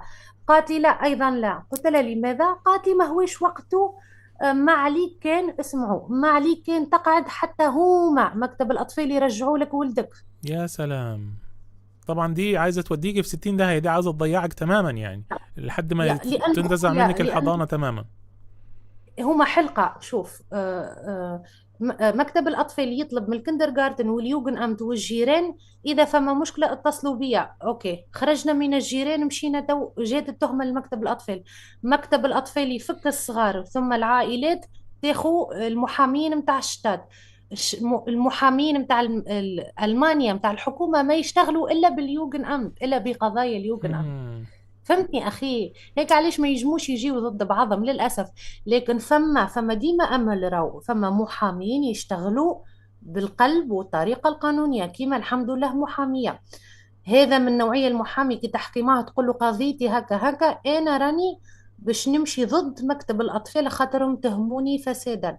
يقول لك نعم أنا مستعد. لحظة، لازمك ديما تجربوا، تقعد تجربوا، تقول له راهو نحب نعمل هكا هكا، تعملها لي، تعمل لي المطلب، يقول لك اوكي. مم. يعمل لك المطلب ويكتب لك ويبعثوا للقاضي والمكتب الأطفال ضد مكتب الأطفال، يكون الأنتراج أو المطلب. أنت لهنا في هذه اللحظة تعرف اللي أنت عندك محامي طب انت صحيح عملت ايه؟ يحارب. وصلتي للمحامي ده ولا عملت ايه؟ أنا المحامي هذا جاء عن طريق الفيديوهات اللي أنا نتحدث فيها في السوشيال ميديا، تعرفت عليا شكون وقالت لي نعرفك على فلان فلان، هذا محامي. هذا محامي يعني بالحق إنسان يحارب الفساد في القانون. هيك علاش ننصحكم يا ناس، اعملوا فيديوهات في اليوتيوب واحكيوا، خاطر نعم. المساعدة باش تجيكم. ما تقعدوش متخبيين وخايفين. هما هذا هو هدف مكتب انت من الأطفال. يوم ما اخذوا ابنك انت عملتي حوالي 200 فيديو، ويعني قناتك مليئة بالمقاطع اللي هي على التيك توك. يا يعني فده طبعا يعني شيء عجيب جدا جدا يعني، ما شاء الله. نعم. يا وانا ننصحكم، كل انسان يعرف روحه تم ظلمه، هزولك اطفالك او حتى قبل ما يهزولك اطفالك، من فضلك انشر قصتك بالطريقة القانونية وعبر عن رأيك، هذا حقك وغير قانوني. هذا بالعكس قانوني انك تعبر على حقك. باش مكتب الأطفال في أي بلاد كنت، في ألمانيا أو حتى في السويد، باش مكتب الأطفال ياخو احتياط ويقول فقط نتوقف. نعم. هذا الإنسان طيب ذكي، هذا ايش الإنسان رايك عنده نعم. صوت. لكن هل انت حد قال لك اسكتي او بطلي كلام؟ لانه كثير من الاهالي اللي في السويد مثلا اللي انا استضفتهم للاسف الشديد قعدوا 4 سنين او 3 سنين او سنتين ساكتين، ولما انا سالتهم ليه ساكتين قالوا كان عندنا امل، بيقولوا لنا ما تتكلموش عشان يعني يرجع لكم الطفل، وخلي بالكم انتم كده حياتكم يعني اموركم هتبقى اسوأ ولو اتكلمتي. هل انت تعرضتي للكلام ده؟ حد مثلا من بعيد او من بطريقة او باخرى؟ يا أول شيء جاتني من ناس ومن كلامهم تفهم أنهم مكتب الأطفال. أم، اخرسي، توقفي عن الفضح لأنك قلقتنا. كيفاش قلقتهم؟ شكون انا نقلقك الا ما ابني تكون انت مكتب الاطفال؟ ابني متاخد مني يعني، سبحان الله، مش عاوزين الانسان ده القطه الحيوانات، اسف في الكلمه يعني، القطه لما بياخدوا منها طفلها او ابنها بتخربش، بتعمل مشاكل، بتزعق، مش عاوزين الانسان البشر العادي ان هو يصرخ ويطلع يقول انا ابني، انا تاخد مني ابني والكلام ده كله، مش عارف والله. اتفضلي. من فضلك توقفي. راك يعني اعصابنا اصبحت كثيره، يعني طلعت لنا العصب. يا مم. ازعجتينا كثيرا في اعصابنا، وخليتي كل شيء سبام. شو معناتها سبام؟ سبام يجب تكون هواتف اشخاص اتصلوا بيهم لانه انا يعرفوا وين نعيش ويعرفوا مكتب الاطفال متاعي، او يجم يكون سبام في الايميل، او ناس كتبت لهم ايميلات وعملت لهم سبام، يعني قلقتهم، مم. ازعجتهم. اتصلوا بي ايضا، مش اتصلوا يعني رسائل من الطرف الاخر الالماني، حسبي الله ونعم الوكيل اخي، يهدوا فيا خويا. انا يكتبها انا من طرف فلان بن فلان اللي يعيش مم. في دورتموند. اخرسي، انت ما تحشمش، انت فاسقة، وانت واذا تكلمت مرة اخرى انا راح اعرف اين انت تعيشين. انا راح نجي، احذري. هما مم. بالحق، هو إذا للاسف الطليق نعم. الالماني طبعا يعرف بيتي. ولذلك اوكي. الناس اللي بتسكت دي بتخسر كتير، يعني لا منهم استفادوا ولا منهم أي شيء، ولا هم طلعوا حكوا حكايتهم عشان يضغطوا، لأنه هذه الإعلام وسيلة ضغط مهمة جدا. وحتى يعني بكل الطرق، هذا حق مشروع لكل إنسان. مش حابب نعم. ان انا اطول اكثر من ذلك في هذا الموضوع، لكن انت عشان ارجع تاني للقصة، انت اول حاجة تخلصت من المحامي الاول، ثم المحامية الثانية، ثم الان اتيت. هل المحامي هذا بتدفعي له فلوس ولا تبع الحكومة برضه؟ لا، على الخاص اخي. ايوه. ده الوحيد اللي وايضا وافق ان هو وايضا اللي وافق ان هو يعمل اجراءات ضد اليوجنت امت بكل الطرق وكده، ده لانك ضد دفعتي. ضد التهمة وضد الفساد وكيفاش تتجرؤوا وتعملوا فساد مم. وضحيتها الطفل. ايوه. تمام. آه، أيضا المحامي الأول والمحامية الثانية اللي تخلصت منهم، راني أيضا خلصتهم مبالغ من حسابي الخاص، طيب. مش من عند الحكومة. طيب ايش الموقف القانوني الان؟ تفضلي كملي. تفضلي. أضيف معلومة على السوشيال ميديا: مكتب الأطفال حاول مرتين يوقفني. امم. رفضت، قلت تخيل انت، طلبوا مني نجي ونحكي في قضية الطفل، وقتاش نشوف ولدي وحالة ابني 15 دقيقة، والبداية الموعد 15 دقيقة، هما يتحدثوا معايا: لقد رأينا ماذا تفعلين في السوشيال ميديا، امم. آه، لقد سمعنا ماذا تقولين. والطليق الألماني ما معاهم يقول: وأيضا أمها، لقد رأيت أمها نعم. ورأيت هي أنها احنا. تتحدث، نعم. أنها تتحدث. وهما ينتظروا في الرد متاعي، وكانت معايا مترجمة في اللقاء هذا. نقول للمترجمة: من فضلك فقط قول أوكي. والمترجمة تقول: قالت أوكي. يقولوا لي: ما عندكش رد؟ نقول: ناين. أوكي. 15 دقيقة صبري نفض. قلت لهم: أنا اليوم جيت لهنا باش نتحدث عن الطفل، مش باش نتشاجر معاكم على يعني السوشيال كل ميديا. حديثهم معاكي عن السوشيال ميديا واللي انت بتنشريه على مواقع التواصل. هذه يعني. المرة الأولى. وقلت لهم: احنا في الغرب، احنا في أوروبا، تعبير عن الرأي في كل بلاد موجود، حتى احنا هنا. وأنا نعبر عن رأيي بالطريقة القانونية. لو لقيتوا خلل أني ذكرت أساميكم أو وريت وجوهكم بالوجه وهو تشويه سمعة، عندكم الحق تشكيوا بيا، لكنكم ما كنتش تعملوا حتى شيء، امم. لأنه أنا نعبر على رأيي بالطريقة القانونية. سكتوا. زميلتها قالت: يلا خلاص نوقف الموضوع هذا، توا نحكي في الطفل. مرة أخرى 13/6 الشهر هذا، المرة الثانية يحبوا يوقفوني. شفنا اللي نعملوا فيه: توقفي توقفي. لا، قلت لها: تحب تحكي معايا تفضل مع المحامي تحكي، لكن أنا اللي نعمل فيه غير قانوني. لا، قانوني، هو تعبير عن الرأي وما فما حتى مشكلة. به. بالنسبة للأمور القانونية، الحمد لله خويا، والله الفرج جاي الحمد لله. المحامي ما شاء الله قوي. تحدث مع القاضي باش نبحثوا في التهمة. القاضي دهش، القاضي دهش يعني. القاضي بكلامه: هل حقا الطفل ليس لديه باسبور تونسي؟ فهمتي شنو نقصد؟ القاضي امم. دهش. يعني لأنه القاضي الطفل ما معهوش اصلا باسبور تونسي اصلا، ليس معه. أبدا أخي، أبدا. امم. هي تهمتني يوم الاثنين أني باش نهرب. يوم الثلاثاء أنا كنت في مواعيد قانونية حكومية، هذا من الكل باش يجيوا ضدهم. ويوم الاثنين ايضا بعد الموعد متاعها خرجت بالصدمه ونبكي. مشيت، ذهبت الى المدرسه متاع تعليم الفنون القتاليه لابني. شوف يعني بالصدمه متاعي اللي قالته لي، ورغم ذلك مشيت.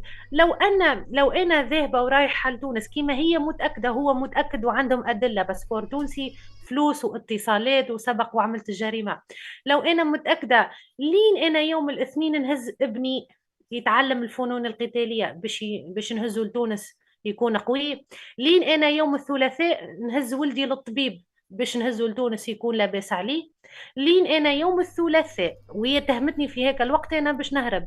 لين انا يوم الثلاثاء نهز ولدي باش يتعلم اللغه، النطق الصحيح اسمه لوكوبيدي، باش ولدي يمشي لتونس يحكي اللغه الالمانيه. ويوم الثلاثاء إضافة على ذلك كنت في موعد قانوني، وهو القاضي عطاني هالموعد لازم نمشي له، ومشيت له. وهذوما الكل يعني ولاد بلادهم باش يجيوا ضدهم، لأنه التهمة تهمة. شيء ظلم ظلم ظلم نعم. ظلم. نعم. الطريقة القانونية تو كيفاش أنه احنا تو باش تجي يوم الحساب بالطريقة القانونية، والكلهم باش يتحاسبوا، كل واحد إن شاء يقدم الله. الأدلة ربنا متاعو. ينصرك. بإذن ربنا الله ينصرك. باش يجي تو عن قريب، ما نعم. نقولهاش لهنا، خليها انت تجيهم انت مفاجأة واحدة. انت في اشياء، في فيديوهات كنت بعتها لي وانا ما فهمتش المحتوى بتاعها. بعض مهم. المقاطع انت بعتيها قلتي لي انه ابنك يعني كان يتكلم المقطع اثناء ايضا خطف الطفل وهذه الاشياء. عندك شيء عاوزه تعرضيه قبل؟ يعني في ناس، في حد عاوز يشارك؟ يعني انا برضو في عندي اشياء. في واحده كانت خرجت في فيديو على الفيسبوك وعلى التيك توك وعلى اليوتيوب، اتكلمت عن القضيه هذه، وهي مش عاوزين نقول جنسيتها، بلاش، او انت لو حابه تقولي ما عنديش مشكله. اتكلمت عن القضية وقالت ودافعت عن اليوجنت أمت والسلطات الألمانية، وقالت إنك أنت أخذوا منك الطفل لأنه زوجك الحالي ضرب الطفل أو شيء من هذا. هل عندك رد عليها أو شيء؟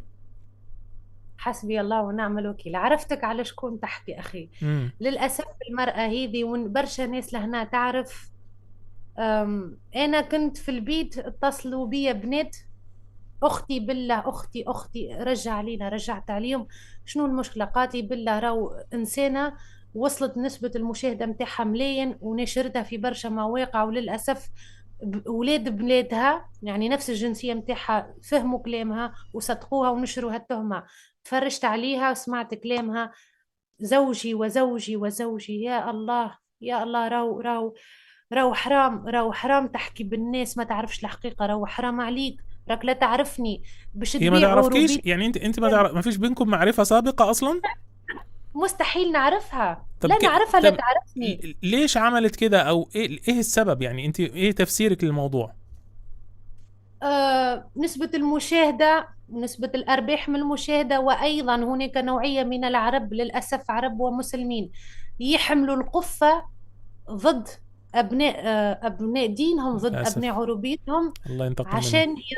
عشان يرضيوا مكتب الأطفال أو الشرطة أو الحكومة طيب الألمانية. أنا أسألك عشان سؤال، التهمة اللي هي تهمتك بيها دي أصلا مكتوبة في القضية حاليا مثلا على سبيل المثال؟ مش موجودة؟ لا يعني لا كاذبة، كاذبة 100%. أخي اتصلت بها قلت لها أول حاجة تنبيه، من فضلك بكل احترام نزع صورتي ونزع التهم على زوجي، راهو إنسان ديني، راهو إنسان معروف، وإنسان هذا الكل غلط اللي تعمل فيه به.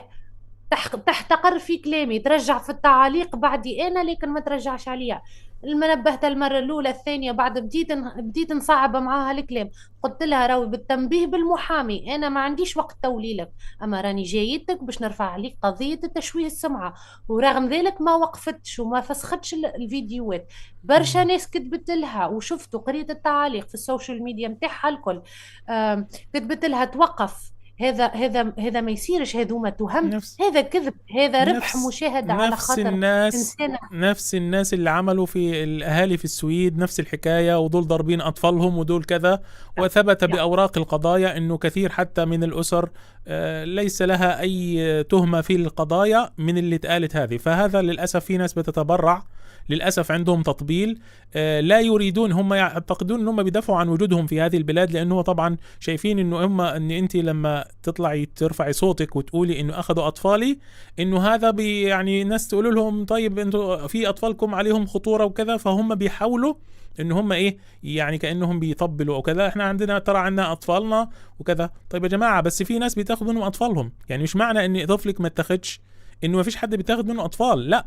يعني مثلا لو واحد اتسرق بيته وطلع يشتكي، مش معنى ان انا بيتي ما اتسرقش اقول ان هو بيته ما اتسرقش. يا جماعه هذا بالعقل وبالمنطق. ودايما كنت بحاجج الناس دي بالطريقه هذه، يقولون في ملايين الناس ما اخذوا اطفالهم. نعم، بس في الاف الناس اخذوا اطفالهم بالاحصائيات الرسميه، 64 الف سنويا. فانا يعني انا بس حبيت اطرح هذا الامر، لانه اكيد ممكن ناس يعلقوا هنا وهناك، وحتى انت ما شاء الله. يعني عايز اقول لكم على معلومه، يعني هذا الكلام أشهد به للأخت الكريمة، أنه قبل اللقاء قالت أنا عندي استعداد تفتح الاتصالات وتخلي الناس تتصلوا وأسمع منهم، وحتى لو الناس، لو أنتوا عاوزين نفتح الاتصالات اكتبوا 1، لو مش عاوزين اكتبوا 5. تفضلي أختي، يعني إيه ختام الختام، الكلمة الختامية اللي عندك، أو إيش الكلام النهائي اللي عندك؟ بالله إنه نسمعكم حوايج هي توجع القلب تفضلي. لي أنا كأم، والعائلتي هنا موجودة وتسمع فيها. تفضلي. حسبي الله ونعم الوكيل خويا على الظلم، حسبي الله ونعم حسبنا الوكيل الله به. ونعم الوكيل. سمعكم لحظة اللي دخلوا عليا وأنا أسفل البيت في الدهليز، لحظة اللي دخلوا عليا. تفضلي.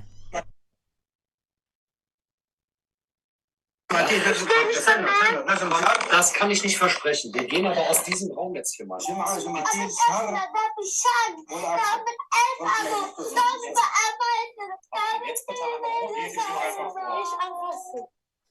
في هذا الفيديو مين اللي بيبكي، انت ولا الولد اللي بيبكي؟ ابني. الله يفرج عنه. في هذا الفيديو قال لهم أنا مانيش ماشي للراجل، يقول هو الأب الألماني يقول له الراجل ما نجمش نوعدك الشرطي. أخي قام يبكي قال له لكن أنا راني نكرهه، راهو ضربني، راهو في البيت كذا كذا. هذا الطفل بيقول هذا الكلام أثناء ما بياخدوه، يعني أثناء ما بياخدوه. ما يهمهم. هما مكتب الأطفال اللي من واجبه في القانون تحت الستار هما يوريوا القانون، احنا نحميه، لكن وراء الستار ما يعملوا هذا. هما مكتب الأطفال على مدة عامين يسمعوها من الطفل، راهو ضربني وما حماوهش، انا قدمت شكاية للشرطة الألمانية وما حماوش ولدي. خويا واش نحكي لك على الظلم خويا، لازم الناس تفتح عينيها. طيب. افتحوا عينيكم يا عالم. الناس عاوزين يتصلوا، ممكن نفتح الاتصال زي ما انت وافقتي في البداية. تفضلي كملي المقاطع على ما نفتح الاتصال ان شاء الله. أوكي. تفضلي. Der Junge hat Angst. Jetzt gehen wir bitte zusammen nach oben, ja, und dann klären wir das alles oben, weil hier der Raum ist total... Ich mag Mama, das ist schön. Ja, darum geht's ja nicht. Aber du hast dir trotzdem gerade... هو يقول لهنا المكان ضيق لأنه أسفل البيت، هذه بيت صغيرة. نطلعوا الآن للفوق، وكما شفتوا الطفل خايف. أخي نعم. ابني قال له أنا مانيش خايف من أمي. أمي أفضل أم وألطف أم، أمي ألطف أم في العالم. أخي الشرطي قال له وهذا ما يهمش. أخي صدقني صدمة. نعم. بإذن الله راو اصبروا شوية، امتحان راو جاي الخير وجاي يوم الحساب. يا ربي يفرج عنك وينصرك. الله ينصرك. الله ينصرك. أنا بس معايا اتصال، ممكن نرد عليه وبعدين تعرضي فيديو آخر. معنا اتصال. طبعا مرحبا. معنا اتصال. ثواني أختي الكريمة، خليكم معانا ثواني. ألو. يا أنا معك. ألو، السلام عليكم. عليكم السلام ورحمة الله وبركاته. سمعت أن يمكن لنا نتصلوا، يعني نتكلموا مع الأخت التونسية. يعني أول شيء والله شيء سبحان الله، لا يوجد كلام ما نقوله، ولكن نحن معها بالدعاء بإذن الله أن يرجع الله سبحانه وتعالى ابنها بإذن الله، نسأل الله ذلك عن قريب بإذن الله يا رب. ألو. نعم أختي، جزاكم الله خير. وأريد أن أقول لها هي تكلمت عن تلك السيدة، أنا فعلا كذلك شفت ذلك الفيديو، ولا أريد أن أقول جنسيتها لأنكم قلت يعني لا نحدد البلد، هي الأصل البلد. هذه السيدة اللي تكلمت على أختنا التونسية، فلا أريد أن أقول لها يعني لا، يعني أنا أريد أن أتكلم على الأخت التونسية اللي غنقول لك ما تسمعيش لها، يعني حاولي تعطي وقتك كله هو يعني الله سبحانه وتعالى بالدعاء، ويعني اتصلي بالله سبحانه وتعالى. والله يا أختي لا تخافي ولا يعني لا تسمعيش لهادو الناس اللي كيحطمونا باش يرضوا الغرب، مع انهم ما كيرضوش الغرب، ولكن اللي غنقول لك انا اتصلي بالله سبحانه وتعالى وضلي باتصالك بالله سبحانه وتعالى وتركي كل شيء وراك لقبل ذاك الولد ولدك ان شاء الله باش ربي يردوا لك ويجمعكم يا ربي عن قريب باذن الله. ونسال آمين. الله ان ييسر لكم آمين. اموركم وجميع المسلمين. شكرا هذا لك يا أختنا الكريمة. السلام عليكم. عليكم السلام السلام ورحمه الله ورحمة الله وبركاته. وبركاته. شكرا للأخت الكريمة، جزاها الله خيرا. تفضلي أختنا الكريمة لو عندك أي مقاطع أخرى أو أي أشياء يعني. سبحان الله. شوف محلاه كلامها بالحق. نعم وما تهمش الجنسية بالحق. نعم، ما احنا مش يهمنا. مش هدفنا يا جماعة، الأخت مش هدفها التشهير، وهي قالت حتى قبل اللقاء، يعني قالت والله يعني حسبنا الله ونعم الوكيل. يعني هذا يعني المشكلة انه يعني لو كان حقيقي، حتى لو كانت التهمة حقيقية، ولكن مش يعني مثلا لو هم كاتبين على الأوراق انه التهمة كذا والتهمة غير صحيحة، هتكون هي صادقة. لكن المشكلة أنها تكذب، يعني تكذب من أجل تجميل صورة هؤلاء، ومن أجل أن تشوه صورة هذه المرأة اللي أخذوا منها طفلة. يعني يا جماعة والله شكل الطفل يا جماعة، الولد سعيد ومبسوط والله أنا على فكرة أنا ما عرضت شيء. الفيديوهات اللي عندي اللي هي بعتتها لي كثيرة، بس هي طلبت مني أني أغمي العينين، فبصراحة لقيت الفيديوهات هتاخد وقت طويل جدا في هذا، فأخذت الصور فقط. لكن في فيديوهات الولد سعيد فرحان، الولد يسبح، الولد يلعب رياضة، الولد يأكل يشرب يشارك يعمل. يعني حرام والله حرام أنه ينتزع الطفل من الأم يعني بهذه الطريقة. وفي النهاية أين هو الآن؟ الله المستعان. تفضلي أختي لو عندك شيء. والله حسبي الله ونعم الوكيل. حسبنا الله ونعم الوكيل. شهر و26 يوم خويا ما رجعش لداره وحياته، حتى حقه التعليمي باش يكمل الدراسة في الروضة مانعينه. طبعا مانعينه باش يمشي للروضة عشان ما تروحيش تشوفيه أو كده. نعم. نسمعكم زيادة فيديو، هو أول لقطة أنه دخلوا عليا أنا وولدي أسفل البيت.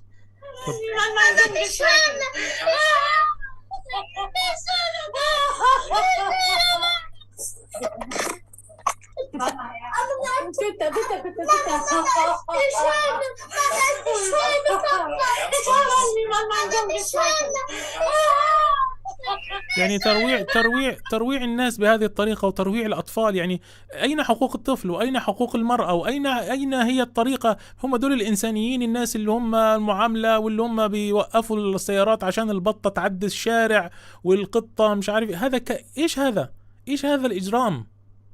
هذه صورة ينشروها لنا احنا باش احنا نجي وبعد ياكلونا حقوقنا ويستغلونا. نعم للأسف. ما الصورة الحقيقية اللي تعرفها كي تجي وتعيش تجارب سيئة.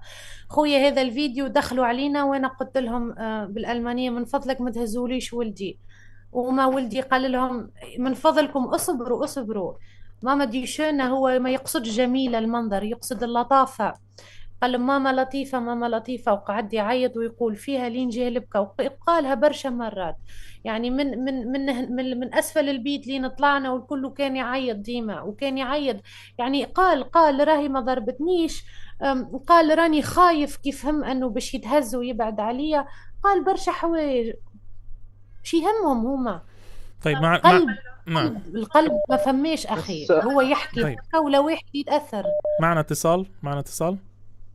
السلام عليكم ورحمة الله وبركاته. وعليكم السلام ورحمة الله وبركاته. أنا أحب أنصح الأخت، أحب ما شاء الله عليها اللهم بارك، يعني الحمد لله هي يعني أملها بالله كبير، وأنصح أن في هذه الأيام بالذات، هذه الأيام من أفضل الأيام عند الله، تدعي بكثرة، تدعي، تجلس في الليل في قيام الليل ترفع يدها لله وتبكي وتدعيه، تترجاه، تعرف أنه هو الوحيد، هو القوي، هو اللي أي شيء في الدنيا مهما حصل بغير أمره ما بيحصل. فهي تدعي بقوة. وأذكار الكرب، أذكار الهم، أنا بحط لها يعني بعد المقطع إن شاء الله أذكار الهم والكرب الصحيحة في تعليق، تقدر تقراهم، تواصل تدعي، ما تيأس، تدعي وتحاول تسوي الأسباب اللي تقدر عليها، وتعرف إن الله قوي. والله يا أخت، والله أنا حصلت لي أنا كمان مشكلة وقضية يعني خطيرة وكل شيء. والله إنه من أول ما جت الشرطة أنا يعني أول شيء جاء في بالي بسم الله الذي لا يضر مع اسمه شيء في الأرض ولا في السماء وهو السميع العليم. قلتها والله يا أخت ورب الكعبة إنه الشرطة، مش شرطة، مخابرات، كلهم سبحان الله صاروا معايا ضد الخصم. والله يا أخت شوفي، مهما حصل خلي أملك بالله، لا تيأسي، طال الامر او قصر ادعي ادعي في كل الاوقات. انا وقت مطر عندنا ادعي وانا ادعي لك، وقت الليل، يوم عرفه، العيد، كل الوقت ادعي ولا تخافي منهم مهما هددوك مهما شيء. لا تخافي، اعرفي ان الله القوي، الله العزيز، الله الصمد اللي ما اي شخص يحتاجه يروح لعنده. نحن البشر لو في مشكلة ولا شيء في منطقة نروح عند سيد المنطقة هذه يحل لنا نحن مشاكل. الله هو السيد، هو العزيز، هو الصمد، نحن ندعيه. والله يا أخت صدقيني، والله خليكي فرحة، خليكي كذا يعني أملك بالله قوي ولا تيأسي مهما حصل. جزاك الله خيرا حاج. جزاكم الله. شكرا عليكم ورحمة الله وبركاته. وعليكم السلام ورحمة الله وبركاته. ناخذ اتصال أو اتصالين تانيين وعشان ما نشقش على الأخ. معنا اتصال آخر. ألو. السلام عليكم ورحمة الله وبركاته. وعليكم السلام ورحمة الله وبركاته. السلام عليكم. شكرا أخ مصطفى على الفرصة اعطيتها لي.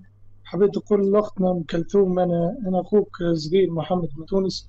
حبيت أقول لك اللي معناتها اليوم ليلة الجمعة إن شاء الله، والله أقسم بالله العظيم يعني كل دعائنا معك، مع كل مظلوم في الدنيا هذه.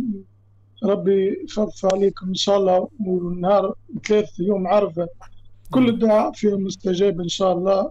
يعني والله ربي قادر عليهم وقادر على كل ظالم إن شاء الله. الله يرد. شكرا. الله يجزيك الخير أخي. وعليكم السلام ورحمة الله وبركاته. شكرا الأخ الكريم. وإحنا مش عاوزين نشق على الأخت أكثر من ذلك. والله يعني إحنا نتأسف لها ولجميع المتابعين ولكل الناس إنه إحنا يا جماعة هذه القصص والله نعرضها على مضض. يعني إحنا مش عاوزين، مش هدفنا إن إحنا زي ما شفتم حتى ما رضينا نقول المرأة هذه اللي افترت عليها. هدفنا هو توعية الناس وما هدفنا إلا هذا الأمر، وأيضا نصرة هذه المرأة. هاخذ آخر اتصال فقط عشان أنا وعدت الناس أن نفتح الاتصال. آخر اتصال معنا. هلو. نعم. هلو. نعم. الو. اخت خالده من المانيا، من برلين. اهلا اختي. حابه نتكلم مع الاخت التونسيه. تفضلي. بس اذا ممكن اقفلي التلفاز لو سمحتي. ممكن تقفلي التلفاز. اوكي. فيني ابدا. مساء الخير. اسمع. مساء النور. شوف انا عايشه 40 سنه في المانيا، والالمان صعاب وواعرين وكذابين. هي لازم تحكي مع المحامي تاعها، لازم يعمل طلب المحكمة به يرفض هاد التلبس اللي عملوها لها باللي ضربت ولدها ولا راحت تسرقه، ويعمل محكمة طلب في محكمة يسميوها فافالتونغسغريشت به تبقى تابتة على الحضانة، وعندها وقت 3 أشهر، والمحامي لازم يدير هاد الطلبين قبل 3 أشهر. فهمتي فهمتي الطلبين دول اختي؟ الطلب الاول انك تعترضي يعني اعتراض، والطلب الثاني على موضوع الحضانه. عيدي ثاني. الطلب الاول يكون في Amtsgericht معناتها Zurückweisung diese Vorwürfe باللي الولد ما كانش في خطر، وباللي هاد الدعايات كل شيء كذب. هذه لازم تعملها قبل 3 أشهر. المحامي يعمل باللي جميع المشاكل اللي حكاوها باللي كذب في كذب، يعني ترفضها zurückweisen مش غير فيداشبروخ، وتعمل طلب في Verwaltungsgericht تثبت على الحضانة. طيب به يكونوا عندها طلبين. الاسم مرة أخرى اللي باش نرفع به القضية. الاسم تاع الحضانة به ما ياخدوهاش منك. عندك 3 أشهر تقدمي طلب Verwaltungsgericht. اوكي. Verwaltungsgericht معناتها هذه Verwaltungsgericht هي محكمة أكثر من Amtsgericht اللي متكلفة بالإدارات المؤسسات الألمانية. كي يكون عندك مشكلة مع البوليس ولا مع Jugendamt تروحي الفافالتونغسgericht. معناتها Jugendamt حابين ياخدوا لك ولدك بأكذوبة، انتي هذيك تعمليها في Amtsgericht، هذيك يعني حاجة سهلة. بصح Verwaltungsgericht باللي تروحي تعملي طلب باللي انتي محصنة على الحضانة ومن المستحيل تستغني عنها. أنا أم ونبقى أم. قبل هما ما حاولوش شهور. لا كون درك انتي شوفي. لا ولو تعمليها، لو دركا انت ما تعمليش 3 شهور، سمعتي 3 شهور ويفوتوا تما هذيك اليوغنت امت يقدروا يلقاو عذر باللي ياخذوا لك الحضانه.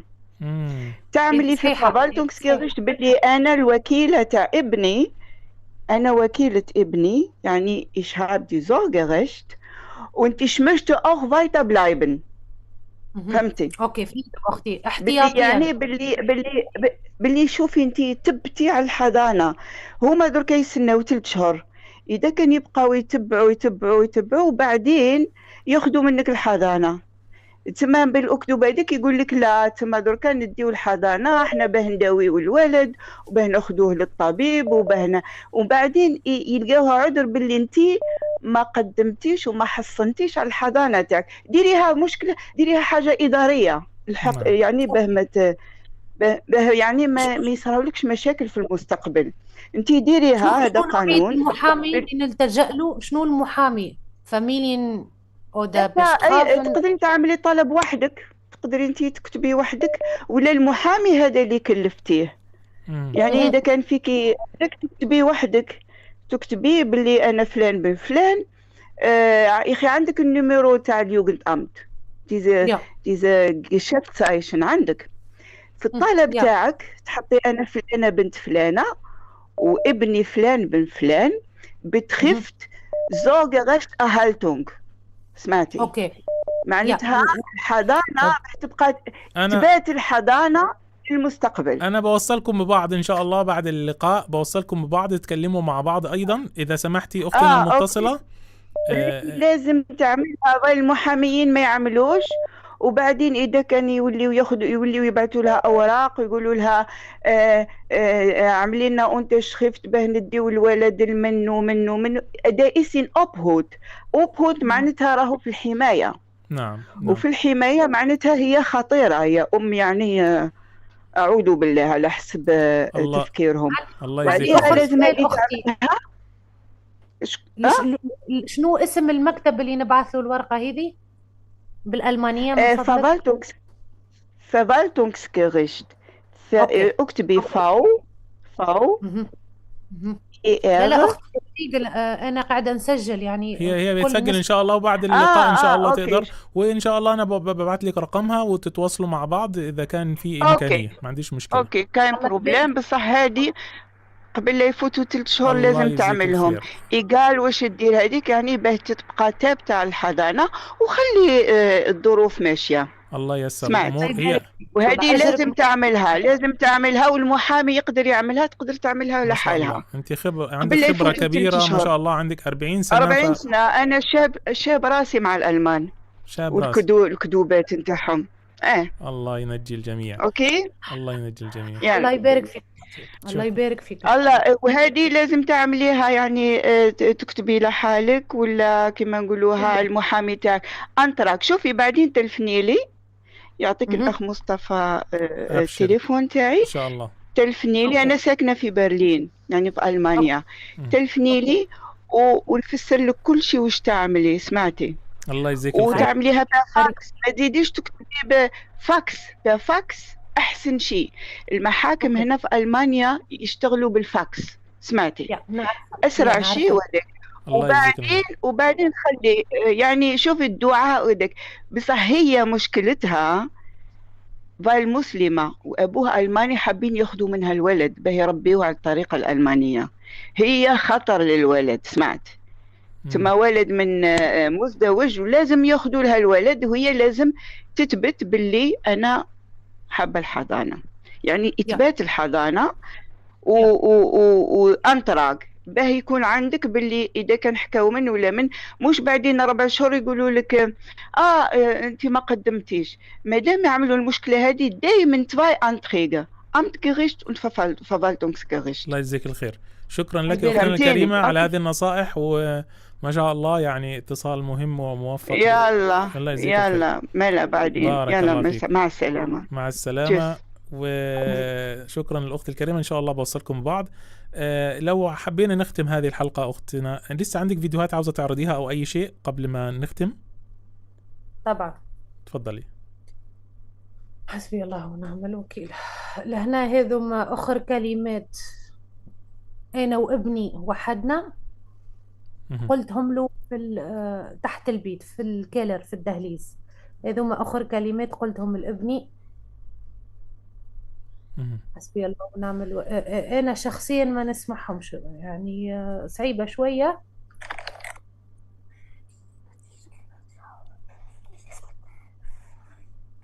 الطفل بيهمس همس. يعني احنا نهمسوا لبعضنا لأنهم هما دخلوا للبيت وقاعدين يبحثوا عنا. أنا قلت له نحبك، هو قال لي نحبك أيضا. يعني هو قال لي نمشي أنا للراجل يقصد للأب الألماني، قلت له لا. لهنا يحاولوا يمنعوا فيا من التصوير، وهذه مانيش انا الضحيه الاولى، برشا ناس يعني حتى جنسيتهم ما همش عرب يمنعوهم باش يصوروا في حاله خطف طفل، خاطر ما يحبوش العالم يشوفوا الظلم للعائلات تعيشها كي تبدا الشرطه وحدها واليوغن امت وحدها مكتب الاطفال، ما يحبوش تسجيل فيديوهات، للأسف ما يحبوش الشديد. الصاير.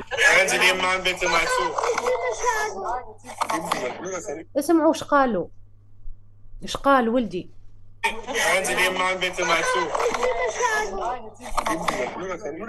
قال امي عمرها ما ضربتني وما هيش المره هذا أثناء الاختطاف، أثناء الاختطاف الولد بيقول لهم أمي ما ضربتني. يا كانت هي لهنا من مكتب الشرطة مقابلتني أنا وولدي وأنا محملته، والشرطة كانت مسكرة علينا وهو يقول لهم أمي عمرها ما ضربتني. قالها وإحنا طالعين للمدخل البيت، راي ماما عمرها ما ضربتني. في بالك قالت هي حاجة مكتب الأطفال ولا هما قالوا حاجة؟ ما يهمهمش، مكتوبة. افهموا، شوفوا الظلم، شوفوا حقوق الصغار اللي يحكيوا عليها مكتوبة في التقرير من عند القاضي. حتى لو الطفل ما حبش يمشي هزوه بالعنف، يعني حتى لو الطفل رافض خدوه، لازم تاخدوه. طيب المقطع الصوتي ثواني كده، هذا هو المقطع، ثواني كده أشغله ثواني.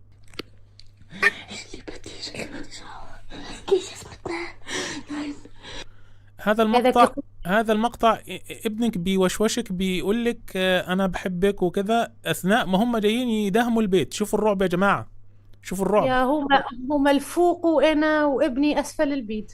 لا حول ولا قوة إلا بالله. والله يا جماعة أنا ما رضيت أسألك على فكرة عن شعورك بعد ما أخذ الطفل ولا إيش، لأن عارف إنه هذا سيكون يعني موقف صعب إنك توصفيه، لكن يعني كنت عايز أقول لك إيش يعني كيف قضيتي أول ليلة من غير الطفل، كيف كذا. بس هذه الأسئلة بصراحة أراها إنها ستحول الحلقة إلى، لكن أنا عايز الناس لكم أن تتصوروا شعور هذه الأم مع طفلها وهم جايين ياخدوه منها، وشعورها وبعد ما أخذوه منها وعندها القطط اللي كان يحبهم والألعاب والحياة هذه، الله المستعان. بس هذا ضروري جدا تتصوروه وتتخيلوه. عندك أي مقاطع أخرى أختي؟ حسبي الله ونعم الوكيل، هيك شو نقول خويا. Nur das Handy geben. Aber warum? Ich möchte keine Filmaufnahmen. Was passiert? Ich möchte keine Filmaufnahmen. Nur das Handy. Aber warum? Was passiert? Nur das Handy. Nein, mein Handy. كما شفتوا لهنا قال لي انا لا اريد انك تصور فيديو، لا اريد. وانا نقول له علاش؟ اما لكن علاش ما تحبنيش نصور؟ هو يقول لي انا ما نحبش. اما انت علاش؟ هذا بيتي وانتم اللي جاييني بدون ما تعطيوني ورقه مسبقه. وين القانون؟ وين القانون؟ يعني هم قانونيا من حقك تصور. يا شوف يا جماعه، اللي بيقول لك اللي بيحترموا القانون ويعني ناس يعني القانون عندهم ده شيء مقدس، هم اول ناس يخترقوا القانون ويعتدوا على النساء ويمنعوا التصوير، يمنعوا جريمتهم، تصوير جريمتهم، ويحتجزوا صاحب البيت خارج البيت. تفضلي اختي. Das kann ich nicht versprechen. Wir gehen aber aus diesem Raum jetzt hier mal. هذا وين؟ هذا المشهد كان تحت في مكان مخزن او شيء، لانه مش واضح انه في تراب وكذا. يا والابن يقول لهم انا باش نمشي له راهو ما نحبوش، انا ما نحبوش، راهو ضربني، وقاعد يفسر لهم كيفاش ضربوا لين حسوا اختفى هو يبكي. ولهنا اللله نتاع المكتب الاطفال تحكي مع ولدي وتحكي معايا، انا تريث فيا، شوف الدم البارد، يا تحكي معايا بكل دم بارد وكل صوت منخفض. تحب تقولي راهو ولدك ماشي يرقد في شلافن جروبا مجموعة نوم. يا بنتي اما نوم يعيش في قصر باش تهزوا الملجأ. لا حول ولا قوة إلا بالله. Sie werden ihren Sohn wiedersehen. Sie können auch telefonieren. Der tut dir nichts. Nein, nicht mehr. Nein. Ich bin alleine. Du kannst nicht mehr meinen قالت لي باش تشوف ولدك، ها باش نشوف ولدي. صدقني شفت ولدي ساعة بعد شهر و26 يوم، وغدوة يولي 27 يوم. حسبي الله ونعم الوكيل فيهم الكل، واحد واحد. قالت لي باش تشوف ولدك وباش يمشي للجروب. يعني هي بتطمنك عشان تاخد الطفل، بتقولك انت هتشوفي ابنك وكده وهناخد الطفل. ده لما كانوا بياخدوه صح ولا ده بعدها؟ لا هذا قبل ما ياخذوا، هذا ابني مازال في احضاني. بتقولك هتشوفيه، يعني بتقولك هتشوفيه يعني، او شيء من هذا. لانهم ما يعرفوش احساس الامومه. الام الحقيقيه لو تقول لها اعطيني ولدك نهار غدوه تشوفه، تقول لك لا. نعم طمني. كيفاش تطمن ام وانت جاي بتهزلها ولدها؟ صحيح. بالكذب نتاعكم كيفاش تجي تطمن في ام؟ منافقين. دمهم بارد. هما هيك كيفاش يحكيوا، ماهيش المره الاولى، مانيش الضحيه، الناس كل تعرف هالكلام. في الاخر هو قال لها انا باش نرقد وهيك الاخر جي، يعني الطليق الالماني. قالت له لا. يا قال لها باش نقعد وحدي، ما جاوبتوش. وولدي ذكي فهم انه اذا هي ما جاوبتش يعني باش يرقد وحده. قال لكن انا نخاف في بالك انت تاثرت كي هي قال لها. تعديت كمل تحكي، تحب تفهمني انه لازم نعطي ولدي، عجبني ولا ما عجبنيش.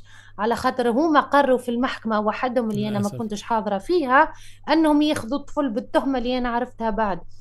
أخويا حسبي الله ونعم الوكيل. والله الظلم اللي أنا عشته واللي عاشوا برشا ناس.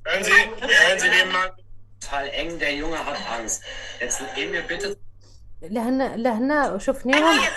لهنا باش تفهموا انه زوجي كان امامي، زوجي العربي المسلم، وانا نحب نشد له يده باش على الاقل نحس بالامان.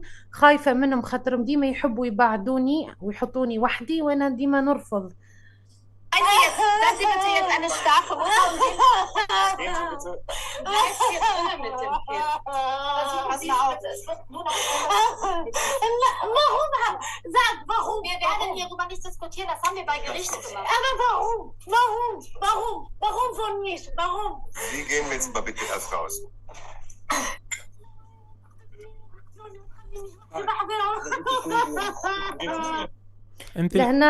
انت بتطلبي ان انت الان هم ابعدوا زوجك خارج البيت وانت بتحاولي تقولي لهم خلوه او كده شيء من هذا.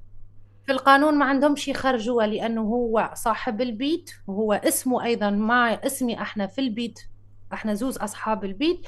اسمه هنا هو صاحب البيت. هو كان في الفيديوهات كامل كان يعمل هكا ويقول لهم اعطيوني وقت خليني نفسر لها، لانهم حتى مترجم باش يجيبوها ما جابوليش مترجمي.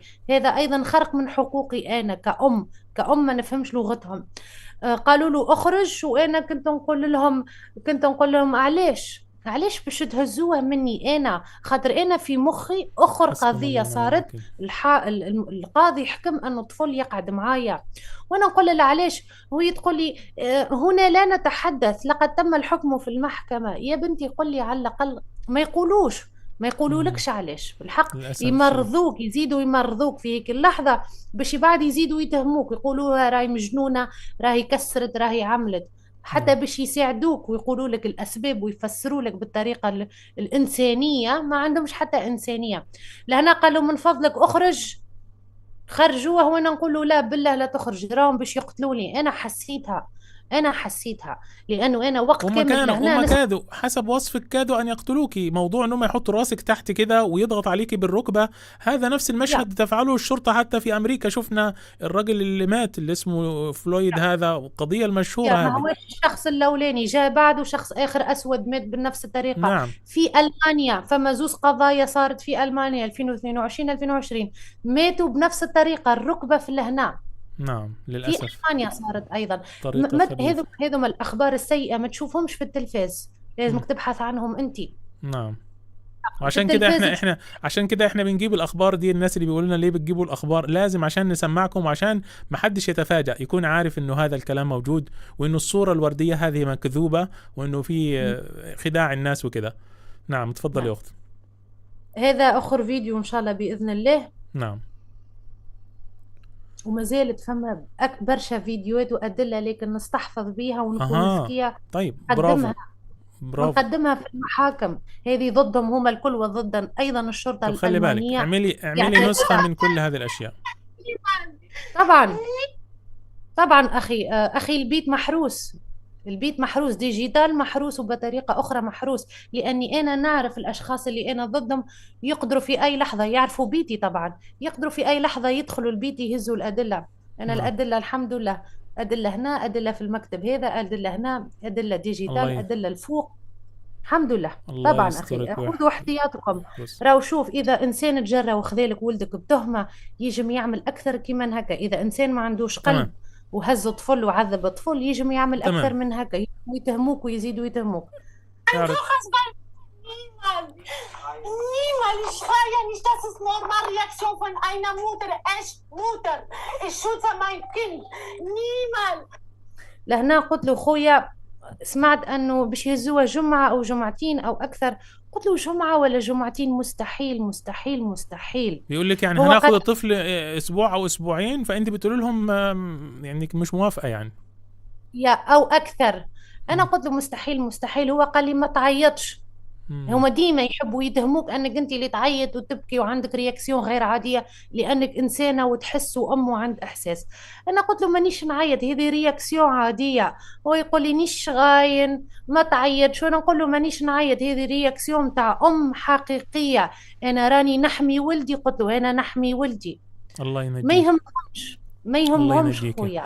طيب احنا في البلدان نتاعنا لو حتى عنا الظالمين، يعني عنا الظالمين، عنا ايضا الناس اللي تابع الحكومه لما تطبق عليك قانون يقول لك مسامحني نعرف صعيب الوقت عليك، الله غالب استحمل. صحيح. احنا عنا دين، والمرأة ما يعملوش كده مع المرأة بهذه الطريقة الوقحة اللي متكررة عندهم بصراحة. هذه هون يعني أنا شفت مشاهد القبض على النساء في أمريكا، مشهد مروع للغاية.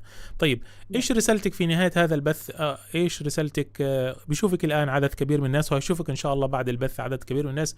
إيش رسالتك؟ ماذا تريدين في نهاية هذا البث؟ يمكن يوم آخر يشوف ولدي البث هذا. حمد عيسى نحبك إن شاء الله ونحارب عليك، كنا نحاربوا عليك وانتي ما عندك ذنب واحنا ما عندنا حدا ذنب، وربي في الدنيا. ورسالتي للخالق تقعد عندي، ورسالتي للناس الضحايا واللي خايفين على مستقبلهم يتصلوا بي يقولوا لي نخافوا باش نجيبوا الصغار بعد ما شفناك.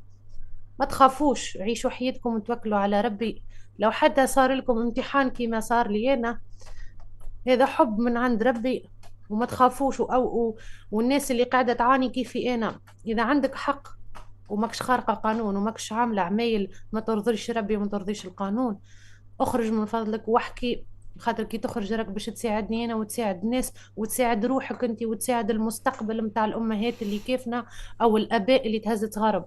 اخرج افضح بالطريقة القانونية، كون ذكية في القانون، احكي، عبر عن رأيك، ما تذكرش الأسامي والصور والوجوه، عبر عن رأيك وقول قضيتك، وأقعد ديما موجودة باش تعبر عن رأيك، باش تربح أنت وتربح مستقبل الناس اللي كيفك والأمهات والأباء اللي يحبوا يبنوا عائلات، ولا حتى تحمي روحك وتحمي العائلات. هذه هي رسالتي الأخيرة. الله يجزيك الخير، وإن شاء الله ابنك يرجع لك إن شاء الله قريبا، وإن شاء الله تطلعي معانا إن شاء الله بعد ما تستردي ابنك إن شاء الله، ونستبشر بهذا الأمر كما حصل سابقا في بعض لما الأم اللي في فرنسا ابنها يعني خطفوه العصابات، ويعني كلها عصابات، خطفوه العصابات، رجع بفضل الله واستضفناها مع ابنها. شكرا لك على هذه المعلومات. نسأل الله سبحانه وتعالى أن يرده إليك عاجلا غير آجلا. أطلب من المشاهدين الدعاء، وأي حد يستطيع أن يقدم مساعدة حقيقية في هذه القضية إن شاء الله بعطيه رقم الأخت يتواصل معها بعد إذنها طبعا. لكن مجرد الكلام لا، يعني لو في حد يقدر يساعد في هذه القضية قانونيا، منظمات، أشياء من هذه إن شاء الله بوصلها إعلاميا أيضا، وسائل إعلام، اللي يعرف صحفيين، اللي يعرف إعلاميين، اللي يعرف مكاتب، هذه الأشياء هي اللي نريدها إن شاء الله، لأنه الضغط الإعلامي مهم جدا. شكرا لك أختنا وبارك الله فيكم، وشكرا لكم على المشاهدة، والسلام عليكم ورحمة الله وبركاته. عليكم السلام ورحمة الله وبركاته إن شاء الله. شكرا لكم على المشاهدة، ويرجى الاشتراك في القناة وتفعيل زر التنبيهات. شؤون إسلامية لنصرة قضايا الأمة.